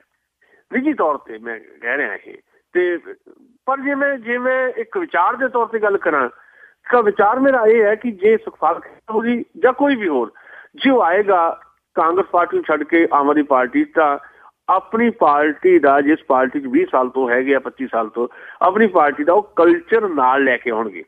ਜਿਹੜਾ ਕਾਂਗਰਸ ਪਾਰਟੀ ਦਾ ਕਲਚਰ ਹੈ ਇਸ ਵੇਲੇ ਉਹ ਕੀ ਹੈ ਕਲਚਰ ਤੁਹਾਨੂੰ ਪਤਾ ਹੈ ਜੀ ਜੀ। ਸੋ ਜੇ ਕੋਈ ਅਕਾਲੀ ਦਲ ਨੂੰ ਛੱਡ ਕੇ ਆਮ ਆਦਮੀ ਪਾਰਟੀ 'ਚ ਆਏਗਾ, ਜੋ ਬੀਜੇਪੀ ਨੂੰ ਛੱਡ ਕੇ ਆਏਗਾ, ਉਹ ਆਪਣੀ ਪਾਰਟੀ ਦੇ ਅੰਦਰ ਜਿਹੜਾ ਉਹਨਾਂ ਦਾ ਪੋਲੀਟੀਕਲ ਕਲਚਰ ਡਿਵੈਲਪ ਹੋ ਚੁੱਕਾ ਹੈ, ਜਿਹਦੀ ਉਹਨਾਂ ਨੂੰ ਆਦਤ ਪੈ ਚੁੱਕੀ ਹੈ। ਉਹ ਸਾਰੀਆਂ ਆਦਤਾਂ ਚੰਗੀਆਂ ਮਾੜੀਆਂ ਜਿਹੜੀਆਂ ਕਾਂਗਰਸ 'ਚ ਰਹਿੰਦਿਆਂ ਉਹਨਾਂ ਦੀਆਂ ਵਿਕਸਿਤ ਹੋਈਆਂ ਜਾਂ ਅਕਾਲੀ ਦਲ 'ਚ ਰਹਿੰਦਿਆਂ ਵਿਕਸਿਤ ਹੋਈਆਂ, ਉਹ ਸਾਰੀਆਂ ਆਦਤਾਂ ਨਾਲ ਲੈ ਕੇ ਆਉਣਗੇ ਜੀ ਜੀ। ਜਦੋਂ ਤੁਸੀਂ ਜਾਣਦੇ ਹੋ, ਮੈਂ ਮਿਸਾਲ ਦਿੰਦਾ, ਵੈਸੇ ਮਤਲਬ ਅਸੀਂ ਜਾਂਦੇ, ਤੁਸੀਂ ਗਏ ਹੋ ਅਮਰੀਕਾ 'ਚ ਗਏ ਹੋ, ਤੁਸੀਂ ਗਏ ਹੋ ਤੇ ਪੰਜਾਬ ਤੋਂ ਗਏ ਹੋ, ਤੁਸੀਂ ਆਪਣਾ ਕਲਚਰ ਨਾਲ ਲੈ ਕੇ ਗਏ ਨਾ, ਤੁਸੀਂ ਆਪਣੀ ਬੋਲੀ ਆਪਣੀ ਭਾਸ਼ਾ, ਉਹ ਹੌਲੀ ਹੌਲੀ ਤੁਹਾਡੇ ਬੱਚੇ, ਤੁਹਾਡੇ ਬੱਚਿਆਂ ਦੇ ਬੱਚੇ ਹੌਲੀ ਹੌਲੀ ਉਸ ਕਲਚਰ ਤੋਂ ਬਾਹਰ ਜਾ ਰਹੇ ਆ। ਤੁਹਾਨੂੰ 3 ਪੀੜ੍ਹੀਆਂ 4 ਪੀੜ੍ਹੀਆਂ ਲੱਗਣਗੀਆਂ, 4 ਪੀੜ੍ਹੀਆਂ ਜਿਹੜੀਆਂ ਆ, ਘੱਟੋ ਘੱਟ 4 ਪੀੜ੍ਹੀਆਂ ਤੋਂ ਬਾਅਦ ਤੁਹਾਡਾ ਕਲਚਰ, ਤੁਹਾਡੀ ਬੋਲੀ, ਤੁਹਾਡਾ ਭਾਸ਼ਾ ਜਿਹੜਾ ਹੈ ਉਹ ਸਾਰਾ ਤਬਦੀਲ ਹੋ ਜਾਏਗਾ। ਤੁਸੀਂ ਉਸ ਡੋਮੀਨੇਟ ਕਲਚਰ ਦੇ ਵਿੱਚ ਚਲੇ ਜਾਓਗੇ। ਪਰ ਇਹ ਬਹੁਤ ਲੰਮਾ ਸਮਾਂ ਹੁੰਦਾ ਹੈ, ਪੀੜ੍ਹੀਆਂ ਲੱਗ ਜਾਂਦੀਆਂ। ਤੇ ਇੱਦਾਂ ਹੀ ਜੇ ਕੋਈ ਪੋਲੀਟੀਕਲ ਕਲਚਰ ਜਿਹੜਾ ਪਹਿਲੇ ਉਹਦੀ ਆਦਤ ਦੇ ਵਿੱਚ ਸ਼ੁਮਾਰ ਹੋ ਚੁੱਕਾ, ਉਹ ਜਦੋਂ ਆਏਗਾ ਤੇ ਉਹ ਸਾਰਾ ਕੁਝ ਲੈ ਕੇ ਆਏਗਾ ਤੇ ਆਮ ਆਦਮੀ ਪਾਰਟੀ ਫਿਰ ਅਲਟਰਨੇਟ ਨਹੀਂ ਹੋਏਗੀ। ਜੇ ਆਮ ਆਦਮੀ ਪਾਰਟੀ ਨੇ ਬਦਲ ਬਣਨਾ ਹੈ, ਆਮ ਆਦਮੀ ਪਾਰਟੀ ਨੇ ਸੱਚਮੁੱਚ ਅਲਟਰਨੇਟ ਬਣਨਾ ਜਿਹੜਾ ਦਾਅਵਾ ਕਰ ਰਹੀ ਹੈ, ਫਿਰ ਬਦਲ ਕੀ ਹੋਇਆ? ਜੀ ਸਾਰਾ ਕੁਝ ਕਾਂਗਰਸ ਵਾਂਗ ਹੀ ਹੋਣਾ, ਅਕਾਲੀਆਂ ਵਾਂਗ ਹੀ ਹੋਣਾ, ਫਿਰ ਉਹ ਬਦਲ ਨਹੀਂ ਹੋਏਗਾ। ਲੋਕਾਂ ਦਾ ਯਕੀਨ ਫਿਰ ਇਸ ਪਾਰਟੀ ਤੋਂ ਵੀ ਉੱਠ ਜਾਏਗਾ। ਜੀ ਜੀ ਜੀ ਬਿਲਕੁਲ। ਸੋ ਕਾਫੀ ਚੁਣੌਤੀ ਭਰਾ ਸਮਾਂ ਹੈ ਇਹਨਾਂ ਦੇ ਲਈ। ਦੇਖਦੇ ਹਾਂ ਕਿਸ ਤਰੀਕੇ ਦੀ ਕਾਰਜਕਾਰੀ ਇਹ ਕਰਦੇ ਨੇ ਇਸ ਸਮਿਆਂ ਦੇ ਵਿੱਚ। ਤੇ ਅਗਲੀ ਜਿਹੜੀ ਆਪਾਂ ਗੱਲ ਕਰੀਏ ਕਾਂਗਰਸ ਨੂੰ ਲੈ ਕੇ, ਪੰਜਾਬ ਦੇ ਵਿੱਚ ਜਿਹੜਾ ਕਿਤੇ ਨਾ ਕਿਤੇ ਨਾਮ ਆ ਰਿਹਾ ਸੀਗਾ ਵੀ ਲਾਲ ਸਿੰਘ ਜਿਹੜੇ ਆ ਉਹ ਪੰਜਾਬ ਕਾਂਗਰਸ ਦੇ ਜਿਹੜੇ ਪ੍ਰਧਾਨ ਉਹ ਬਣਾਏ ਜਾ ਸਕਣਗੇ, ਪਰ ਕਿਤੇ ਨਾ ਕਿਤੇ ਉਸ ਦੇ ਉੱਤੇ ਵੀ ਜਿਹੜਾ ਫੈਸਲਾ ਆ ਉਹ ਟਾਲ ਦਿੱਤਾ ਗਿਆ ਹੈ, ਜਦ ਕਿ ਬਾਕੀ ਹੋਰ ਕਈ ਸੂਬਿਆਂ ਦੇ ਵਿੱਚ ਕਾਂਗਰਸ ਦੇ ਪ੍ਰਧਾਨ ਜਿਹੜੇ ਆ ਉਹ ਤਬਦੀਲ ਕਰ ਦਿੱਤੇ ਗਏ। ਦੇਖੋ, ਕਾਂਗਰਸ ਦਾ ਥੋੜਾ ਜਿਹਾ ਸਿਚੁਏਸ਼ਨ ਬੜੀ ਵੱਖਰੀ ਆ ਪੰਜਾਬ ਦੀ ਬਾਕੀ ਸੂਬਿਆਂ ਦੇ ਨਾਲੋਂ ਜੀ। ਦਿੱਲੀ ਦੀ ਹਾਲਾਤ ਤੁਸੀਂ ਦੇਖ ਲਏ, ਦਿੱਲੀ 'ਚ ਇੱਕ ਵੀ ਸੀਟ ਨਹੀਂ ਮਿਲੀ। ਦਿੱਲੀ 'ਚ ਪ੍ਰਧਾਨ ਬਦਲੋ ਨਾ ਬਦਲੋ, ਉਹਨਾਂ ਕੋਈ ਫਰਕ ਨਹੀਂ ਪੈਣ ਵਾਲਾ। ਇਸ ਕਰਕੇ ਦਿੱਲੀ ਦਾ ਪ੍ਰਧਾਨ ਲਾਤਾ ਉਹਨੇ ਅਜੇ ਮਾਕਨ, ਇਹਦੇ ਬਾਕੀ ਸੂਬਿਆਂ ਦੇ ਵੀ 5 ਦੇ ਲਾਤ ਤੇ। ਪੰਜਾਬ ਦੀ ਚਰਚਾ ਸੀ ਅਖਬਾਰਾਂ ਦੇ ਵਿੱਚ, ਬਕਾਇਦਾ ਫੋਟੋਜ਼ ਲੱਗ ਕੇ ਲਾਲ ਸਿੰਘ ਹੋਰਾਂ ਦੀ ਆ ਗਿਆ ਸੀ ਕਿ ਲਾਲ ਸਿੰਘ ਹੀ ਅਗਲੇ ਪ੍ਰੈਜ਼ੀਡੈਂਟ ਜਿਹੜੇ ਹੈ ਉਹ ਪੰਜਾਬ ਕਾਂਗਰਸ ਦੇ ਹੋਣਗੇ ਜੀ। ਉਸ ਤੋਂ ਬਾਅਦ ਅਚਾਨਕ ਸਿਚੁਏਸ਼ਨ ਜਿਹੜੀ ਹੈ ਉਹ ਨਵੀਂ ਬਣੀ। ਕੈਪਟਨ ਅਮਰਿੰਦਰ ਦਾ ਕੋਈ ਦਖਲ ਮੈਨੂੰ ਲੱਗਦਾ ਇਹਦੇ 'ਚ ਹੈ, ਤੇ ਉਹਨਾਂ ਨੇ ਕੋਈ ਗੱਲ ਏਦਾਂ ਦੀ ਸ਼ਾਇਦ ਹਾਈਕਮਾਂਡ ਦੇ ਕੰਨੀ ਪਾਈ ਹੈ ਕਿ ਜੇ ਉਹਨਾਂ ਨੂੰ ਨਜ਼ਰਅੰਦਾਜ਼ ਕੀਤਾ ਗਿਆ ਤੇ ਪੰਜਾਬ ਦੇ ਵਿੱਚ ਪਹਿਲੇ ਹਾਲਤ ਮਾੜੀ ਆ ਕਾਂਗਰਸ ਦੀ। ਨਗਰ ਕੌਂਸਲ ਦੀਆਂ, ਨਗਰ ਨਿਗਮ ਦੀਆਂ ਚੋਣਾਂ ਨੇ ਇਹ ਦੱਸ ਦਿੱਤਾ ਕਿ ਪੰਜਾਬ ਕਾਂਗਰਸ ਦੀ ਕਾਰਗੁਜ਼ਾਰੀ ਕੀ ਰਹੀ ਹੈ ਜੀ। ਤੇ ਸ਼ਾਇਦ ਕੈਪਟਨ ਅਮਰਿੰਦਰ ਨੇ ਇਸ ਤਰ੍ਹਾਂ ਦੀ ਗੱਲ ਕੋਈ ਕੀਤੀ ਹੈ ਜਿਹਦੇ ਕਰਕੇ ਲਾਲ ਸਿੰਘ ਦੀ ਨਿਯੁਕਤੀ ਰੁਕ ਗਈ। ਔਰ ਤਾਜ਼ਾ ਜਿਹੜੀ ਖਬਰ ਆ ਰਹੀ ਹੈ ਕਿ ਕੱਲ ਹੀ ਜਾ ਕੇ ਕੈਪਟਨ ਅਮਰਿੰਦਰ ਵੀ, ਬੀਬੀ ਰਜਿੰਦਰ ਕੌਰ ਭੱਠਲ ਵੀ, ਪ੍ਰਤਾਪ ਸਿੰਘ ਬਾਜਵਾ ਵੀ ਤੇ ਲਾਲ ਸਿੰਘ ਹੋਰੀ ਵੀ, ਇਹ ਵੱਖਰੇ ਵੱਖਰੇ ਜਾ ਕੇ ਮਿਲੇ ਨੇ ਬੀਬੀ ਸੋਨੀਆ ਗਾਂਧੀ ਨੂੰ। ਤੇ ਸ਼ਾਇਦ ਇਸ ਗੱਲ ਤੇ ਸਹਿਮਤੀ ਬਣ ਰਹੀ ਹੈ ਕਿ 3-4 ਦਿਨਾਂ ਤੱਕ ਜਦੋਂ ਰਾਹੁਲ ਗਾਂਧੀ ਛੁੱਟੀ ਕੱਟ ਕੇ ਮੁੜੇ ਆਉਣਗੇ, ਲਾਲ ਸਿੰਘ ਨੂੰ ਹੀ ਪੰਜਾਬ ਕਾਂਗਰਸ ਦਾ ਪ੍ਰੈਜ਼ੀਡੈਂਟ ਬਣਾਇਆ ਜਾ ਸਕਦਾ। ਕਿਹਾ ਜਾ ਰਿਹਾ ਕਿ ਕੈਪਟਨ ਅਮਰਿੰਦਰ ਨੂੰ ਝਟਕਾ ਲੱਗ ਗਿਆ ਜੀ, ਤੇ ਪ੍ਰਤਾਪ ਸਿੰਘ ਬਾਜਵਾ ਨੂੰ ਨਵਾਂ ਜੀਵਨ ਦਾਨ ਮਿਲ ਗਿਆ, ਸੰਜੀਵਨੀ ਮਿਲ ਗਈ ਤੇ ਉਹਨਾਂ ਦੀ ਕੁਰਸੀ ਬਚ ਗਈ। ਕੁਰਸੀ ਬਹੁਤੀ ਦੇਰ ਨਹੀਂ ਬਚਣੀ ਹੁਣ ਪ੍ਰਤਾਪ ਸਿੰਘ ਬਾਜਵਾ ਦੀ। ਪੰਜਾਬ ਕਾਂਗਰਸ ਦੀ ਓਵਰਹਾਲਿੰਗ ਹੋਣੀ ਹੈ ਤੇ ਉਹਦੇ 'ਚ ਕੈਪਟਨ ਅਮਰਿੰਦਰ ਨੇ ਸ਼ਾਇਦ ਆਪਣੀਆਂ ਗੋਟੀਆਂ किस्म का फिट कीतियां। उन्होंने पहला यतन तय सी कैप्टन अमरिंदर का भी जे उन्होंने प्रधान नहीं बनाया जाता दोबारा तो घट्टो घट्ट उन्होंने थां ते सुनील जाखड़ नूं प्रधान बना दिता जाए। पर सुनील जाखड़ क्योंकि इस वेले विधायक दल के भी लीडर है विधान सभा दे विच, एक बंदे नूं 2 अहुदे दिते नहीं सी जा सकते, इस करके वो लॉजिक चलिया नहीं। हुण लाल सिंह हो रही क्योंकि किसी वेले नहीं काफ़ी देर तो भावें उन्होंने कोई वखरा धड़ा नहीं है, साऊ किस्म के बंदे मन्ने जाते हैं, पर कैप्टन अमरिंदर के नालों रहे ने राइट हैंड के तौर पर मन्निया जाता है भी लाल सिंह कैप्टन अमरिंदर दे ही बंदे है। पर लाल सिंह होरां नूं भी प्रवान करने को कैप्टन अमरिंदर तैयार नहीं सी। पर हुण मैनूं लगदा है भी अंदरों अंदर शायद इस गल से सहमति बन गई है कि ठीक है तुसीं प्रेजिडेंट लाल सिंह नूं बना दो प्रताप सिंह बाजवे नूं ला के, पर जदों तुसीं प्रचार कमेटी बनाओगे उहदा मुखी कैप्टन अमरिंदर नूं लाया जाए। ਤੇ ਉਹਦਾ ਭਾਵ ਹੈ ਜੇ ਕੰਪੇਨ ਕਮੇਟੀ ਬਣੇਗੀ ਜਿਹੜੀ ਪੰਜਾਬ ਵਿਧਾਨ ਸਭਾ ਦੀਆਂ ਚੋਣਾਂ ਹੋਣੀਆਂ 2017 ਦੇ ਵਿੱਚ, ਉਸ ਕੰਪੇਨ ਕਮੇਟੀ ਦਾ ਚੇਅਰਮੈਨ ਜੇ ਕੈਪਟਨ ਅਮਰਿੰਦਰ ਨੂੰ ਲਾਇਆ ਜਾਂਦਾ ਤੇ ਇਟ ਮੀਨ ਇਹਦਾ ਮਤਲਬ ਇਹ ਹੈ ਵੀ ਪੰਜਾਬ ਦੇ ਅਗਲੇ ਚੀਫ ਮਿਨਿਸਟਰ ਦੇ ਜਿਹੜੇ ਦਾਅਵੇਦਾਰ ਆ ਕਾਂਗਰਸ ਪਾਰਟੀ ਵੱਲੋਂ ਫਿਰ ਉਹ ਕੈਪਟਨ ਅਮਰਿੰਦਰ ਸਿੰਘ ਹੀ ਮੰਨੇ ਜਾਣਗੇ। ਸ਼ਾਇਦ ਇਸ ਕਿਸਮ ਦੀ ਕੋਈ ਨਾ ਕੋਈ ਭੂਮਿਕਾ ਤਿਆਰ ਕਰ ਲਈ ਗਈ ਹੈ। ਉਹਦੀ ਚਰਚਾ ਜਿਹੜੀ ਹੈ ਦਿੱਲੀ ਦੇ ਵਿੱਚ ਸੋਨੀਆ ਗਾਂਧੀ ਦੇ ਨਾਲ हो चुकी है तो गल तय हो चुकी है कि राहुल गांधी होना के आने तो बाद 2-4 दिन बाद पंजाब कांग्रेस के प्रधान को बदलिया जाएगा। तो हुण तक दी सूचनावां के मुताबिक लाल सिंह उत्ते ही दोरियां सिੱਟ दित्तियां गईयां ते कैप्टन अमरिंदर ने इस तरीके दे नाल सारी चीज़ को डिजाइन कर लिया भी कंपेन कमेटी का चेयरमैन कैप्टन अमरिंदर को लाया जाएगा। तो इहदा भाव है कि अगला मुख्यमंत्री पंजाब का कांग्रेस पार्टी का दावेदार जिहड़ा होएगा वो कैप्टन अमरिंदर होरी ही होणगे। इस तरह की सिचुएशन शायद डेवलप हो रही है आने वाले दिनों के विच। जी जी जी जी ते अगली जिहड़ी आपां गल करदे आ जमीन हड़प्पण वाला जिहड़ा बिल आ लैंड एक्वायर बिल आ उस दे उत्ते अज श्रोमणी अकाली दल ने अपना यह स्टैंड जिहड़ा सामने सारिਆਂ ਦੇ ਜ਼ਾਹਿਰ ਕੀਤਾ ਆ ਵੀ ਉਹ ਜਿਹੜਾ ਇਸ ਟਾਈਮ ਦੇ ਉੱਤੇ ਜ਼ਮੀਨ ਐਕਵਾਇਰ ਬਿੱਲ ਹੈਗਾ ਲੈਂਡ ਐਕਵਾਇਰ ਬਿੱਲ ਜੋ ਇਸ ਟਾਈਮ ਲਿਖਿਆ ਹੋਇਆ ਆ ਉਸ ਦੇ ਹੱਕ ਦੇ ਵਿੱਚ ਨਹੀਂ ਆ, ਉਸ ਦੇ ਅਗੇਂਸਟ ਰਹਿਣਗੇ। ਦੇਖੋ ਇਹ ਤਾਂ ਆਪਣੀ ਪਾਰਟੀ ਦਾ ਜਿਹੜਾ ਪੰਜਾਬ ਦੇ ਵਿੱਚ ਸ਼੍ਰੋਮਣੀ ਅਕਾਲੀ ਦਲ ਦਾ ਜਿਹੜਾ ਡਿਸਟ੍ਰਿਕਟ ਆਧਾਰ ਹੈ ਉਹਨੂੰ ਬਚਾਉਣ ਵਾਸਤੇ ਜ਼ਰੂਰੀ ਸੀ ਜੀ। ਦਿੱਲੀ 'ਚ ਬਕਾਇਦਾ ਸ਼੍ਰੋਮਣੀ ਅਕਾਲੀ ਦਲ ਦੀ ਕੋਰ ਕਮੇਟੀ ਦੀ ਹੋਈ ਆ ਮੀਟਿੰਗ।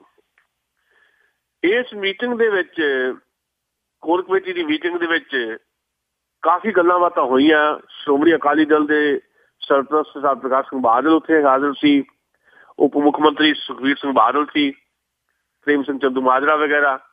ਇਹ ਸਾਰੇ ਲੋਕਾਂ ਨੇ ਬੈਠ ਕੇ ਇਹ ਗੱਲ ਤੈਅ ਕੀਤੀ ਹੈ ਕਿ ਜੇ ਅੱਜ ਅਸੀਂ ਐਨਡੀਏ ਗਵਰਨਮੈਂਟ ਦਾ ਜਿਹੜਾ ਜ਼ਮੀਨ ਅਕਵਾਇਰ ਬਿੱਲ ਹੈ ਉਹਦੀ ਸਪੋਰਟ ਕੀਤੀ ਤਾਂ ਅਸੀਂ ਜਿਹੜੀ ਸਾਡੀ ਜ਼ਮੀਨ ਹੈ ਯਾਨੀ ਸਾਡੀ ਸਿਆਸੀ ਜ਼ਮੀਨ ਹੈ ਜਿਹੜੀ ਸ਼੍ਰੋਮਣੀ ਅਕਾਲੀ ਦਲ ਦੀ ਜਿਹੜੀ ਥੋੜ੍ਹੀ ਬਹੁਤ ਵੀ ਬਚੀ ਉਹ ਵੀ ਗਵਾ ਲਾਂਗੇ। ਕਿਉਂਕਿ ਇਹ ਨਹੀਂ ਸਮਝ ਲੈਣਾ ਚਾਹੀਦਾ ਵੀ ਨਗਰ ਕੌਂਸਲ ਤੇ ਨਗਰ ਨਿਗਮ ਦੀਆਂ ਚੋਣਾਂ ਦੇ ਵਿੱਚ ਸ਼੍ਰੋਮਣੀ ਅਕਾਲੀ ਦਲ ਤੇ ਬੀਜੇਪੀ ਦੀ ਜਿੱਤ ਹੋ ਗਈ ਹੈ ਤਾਂ ਭਾਵ ਇਹ ਹੈ ਕਿ ਪੰਜਾਬ ਦੇ ਲੋਕ 2017 ਦੇ ਵਿੱਚ ਵੀ ਸ਼੍ਰੋਮਣੀ ਅਕਾਲੀ ਦਲ ਨੂੰ ਸਿਰ ਅੱਖਾਂ ਤੇ ਬਿਠਾਉਣਗੇ। ਇਹ ਗੱਲ ਸਹੀ ਨਹੀਂ ਹੈ। ਸ਼੍ਰੋਮਣੀ ਅਕਾਲੀ ਦਲ ਨੂੰ ਦਿਖਾਈ ਦੇ ਰਿਹਾ ਕਿ ਪੰਜਾਬ ਦੇ ਲੋਕ ਆਉਣ ਵਾਲੇ ਦਿਨਾਂ ਦੇ ਵਿੱਚ 2017 ਦੇ ਵਿੱਚ ਉਹਨਾਂ ਨੂੰ ਗੱਦੀ ਤੋਂ ਲਾਉਣ ਵਾਲੇ ਹੈ ਤੇ ਆਪਣੀ ਗੱਦੀ ਨੂੰ ਬਚਾਉਣ ਦਾ ਜੇ ਯਤਨ ਉਹਨੇ ਕਰਨਾ ਹੈ ਤੇ ਜਿਹੜਾ ਉਹਨਾਂ ਦੀ ਸਿਆਸੀ ਜ਼ਮੀਨ ਹੈ ਕਿਸਾਨ ਜਿਹੜਾ ਪੰਜਾਬ ਦਾ ਕਿਸਾਨ ਹੈ ਸ਼੍ਰੋਮਣੀ ਅਕਾਲੀ ਦਲ ਦੀ ਸਿਆਸੀ ਜ਼ਮੀਨ ਹੈ ਬੇਸ ਹੈ ਉਹਦੇ ਹੱਕ 'ਚ ਨਾਰਾ ਲਾਉਣਾ ਪਊ, ਹਾਂ ਦਾ ਨਾਰਾ ਲਾਉਣਾ ਪਊ ਭਾਵੇਂ ਅਮਲੀ ਰੂਪ ਦੇ ਵਿੱਚ ਕੁਝ ਕਰੀਏ ਨਾ ਕਰੀਏ।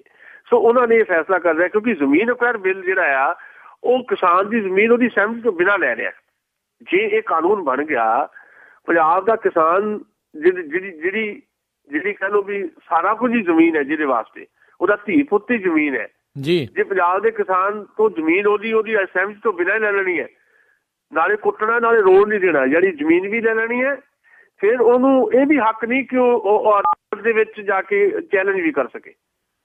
ਜਿਹੜੀ ਜ਼ਮੀਨ ਵੀ ਖੋਹ ਲੈਣੀ ਆ ਉਹ ਚੈਲੰਜ ਵੀ ਨਹੀਂ ਕਰ ਸਕਦਾ, ਕੁੱਟਣਾ ਵੀ ਆ, ਰੋਡ ਵੀ ਨਹੀਂ ਦੇਣਾ।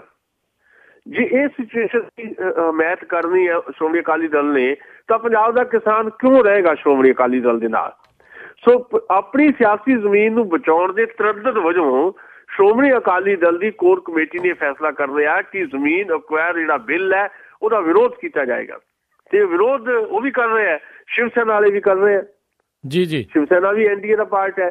ਸੋ ਮੈਨੂੰ ਲੱਗਦਾ ਹੈ ਕਿ ਇਹਦੇ 'ਚ ਸ਼ਾਇਦ ਜ਼ਮੀਨ ਅਕਵਾਇਰ ਜਿਹੜਾ ਬਿੱਲ ਹੈ ਇਹਦੇ 'ਚ ਸੋਧਾਂ ਤੋਂ ਬਿਨਾਂ ਹੁਣ ਬੀਜੇਪੀ ਦੀ ਸਰਕਾਰ ਜਾਂ ਐਨਡੀਏ ਸਰਕਾਰ ਕੋਲ ਕੋਈ ਚਾਰਾ ਨਹੀਂ ਹੈ। ਜਿਹੜਾ ਪਹਿਲਾਂ ਯੂਪੀਏ ਗਵਰਨਮੈਂਟ ਦਾ ਬਿੱਲ ਸੀ ਉਹ ਇਹਨਾਂ ਦੀ ਸਹਿਮਤੀ ਨਾਲ ਹੀ ਬਣਿਆ ਸੀ। ਅਕਾਲੀ ਦਲ ਵੀ ਉਹ 'ਚ ਸਹਿਮਤ ਸੀ, ਬੀਜੇਪੀ ਵੀ ਸਹਿਮਤ ਸੀ। ਉਹ ਬਿੱਲ ਦੇ ਵਿੱਚ ਬੜਾ ਸਾਫ਼ ਲਿਖਿਆ ਸੀ ਵੀ 70% ਜਿਹੜੀ ਜ਼ਮੀਨ ਹੈ ਉਹ 70% ਕਿਸਾਨਾਂ ਦੀ ਸਹਿਮਤੀ ਨਾਲ ਲਈ ਜਾਊਗੀ। ਜੇ ਪ੍ਰਾਈਵੇਟ ਅਦਾਰਾ ਕੋਈ ਕਿਤੇ ਲਾਉਣਾ ਸੀ 80% ਕਿਸਾਨਾਂ ਦੀ ਸਹਿਮਤੀ ਜ਼ਰੂਰੀ ਸੀ। ਫਿਰ ਵੀ ਜ਼ਮੀਨ ਲੈਣ ਤੋਂ ਬਾਅਦ 5 ਸਾਲ ਤੱਕ ਜੇ ਜ਼ਮੀਨ ਨਹੀਂ ਵਰਤੀ ਗਈ ਉਸ ਪ੍ਰੋਜੈਕਟ ਲਈ, ਉਹ ਜ਼ਮੀਨ ਵਾਪਸ ਕਿਸਾਨ ਨੂੰ ਮਿਲਣੀ ਸੀ। ਨਾਲ ਦੀ ਨਾਲ ਜਿਹੜੀ ਐਗਰੀਕਲਚਰ ਜ਼ਮੀਨ ਹੈ ਉਹ ਜ਼ਮੀਨ ਤਾਂ ਕਿਸੇ ਵੀ ਕੀਮਤ ਤੇ ਐਕਵਾਇਰ ਨਹੀਂ ਸੀ ਕੀਤੀ ਜਾਣੀ। ਉਹ ਸਾਰੀਆਂ ਚੀਜ਼ਾਂ ਬਦਲਤੀਆਂ NDA ਗਵਰਨਮੈਂਟ ਦੇ ਨਵੇਂ ਬਿੱਲ ਦੇ ਮੁਤਾਬਕ। ਸੋ ਇਹਦੇ ਖਿਲਾਫ ਤਾਂ ਖੜਨਾ ਪੈਣਾ ਸੀ, ਤੇ ਇਹ ਖਿਲਾਫ ਇਸ ਕਰਕੇ ਨਹੀਂ ਖੜੇ ਵੀ ਕਿਸਾਨਾਂ ਦੇ ਹਿੱਤ ਵਿੱਚ ਹੈ, ਇਸ ਕਰਕੇ ਖੜੇ ਹੈ ਕਿ ਇਹਨਾਂ ਦੀ ਸਿਆਸੀ ਜ਼ਮੀਨ ਹੀ ਇਹ ਹੈ ਤੇ ਉਹਨਾਂ ਆਪਣੀ ਸਿਆਸੀ ਜ਼ਮੀਨ ਖੁਰਨ ਤੋਂ ਬਚਾਉਣ ਵਾਸਤੇ ਉਹਨਾਂ ਨੇ ਇਹ ਸਟੈਂਡ ਹੁਣ ਬਣਾਇਆ। ਜੀ ਜੀ ਜੀ ਬਿਲਕੁਲ। ਤੇ ਨਾਲ ਹੀ ਜੇ ਆਪਾਂ ਗੱਲ ਕਰੀਏ ਜਿਹਦਾ ਵਿੱਚ ਤੁਸੀਂ ਵੀ ਦੱਸਿਆ ਵੀ ਇੱਕ ਪਾਸੇ ਭਾਜਪਾ ਆ ਤੇ 9 ਮਾਸ ਦਾ ਰਿਸ਼ਤਾ ਵੀ ਆ ਇਹਨਾਂ ਦਾ, ਤੇ ਉਸੇ ਦੇ ਖਿਲਾਫ ਵੀ ਇਹ ਜਿਹੜੇ ਬੋਲੀ ਵੀ ਜਾਂਦੇ ਆ।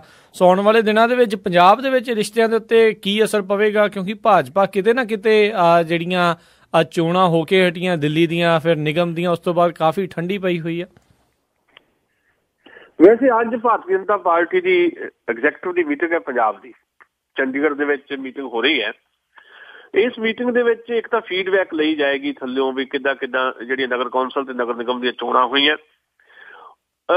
ਕਹਿਣ ਨੂੰ ਹੈ ਕਿ ਸਮੀਖਿਆ ਕੀਤੀ ਜਾਏਗੀ ਨਗਰ ਕੌਂਸਲ ਤੇ ਨਗਰ ਨਿਗਮ ਦੀਆਂ ਚੋਣਾਂ ਦੀ, ਪਰ ਜਿਹੜੀ ਅਸਲੀ ਗੱਲ ਹੈ ਉਹ BJP ਤੇ ਅਕਾਲੀ ਦਲ ਦਾ ਗੱਠਜੋੜ ਰਵੇ ਪੰਜਾਬ 'ਚ ਜਾਣਾ। BJP ਦੇ ਲੋਕ ਕੀ ਸੋਚਦੇ ਆ, ਯਾਨੀ ਇਹ ਫੀਡਬੈਕ ਗੱਠਜੋੜ ਵਾਲੇ ਲੈਣ ਲਈ ਮੀਟਿੰਗ ਕੀਤੀ ਜਾ ਰਹੀ ਹੈ ਅੱਜ।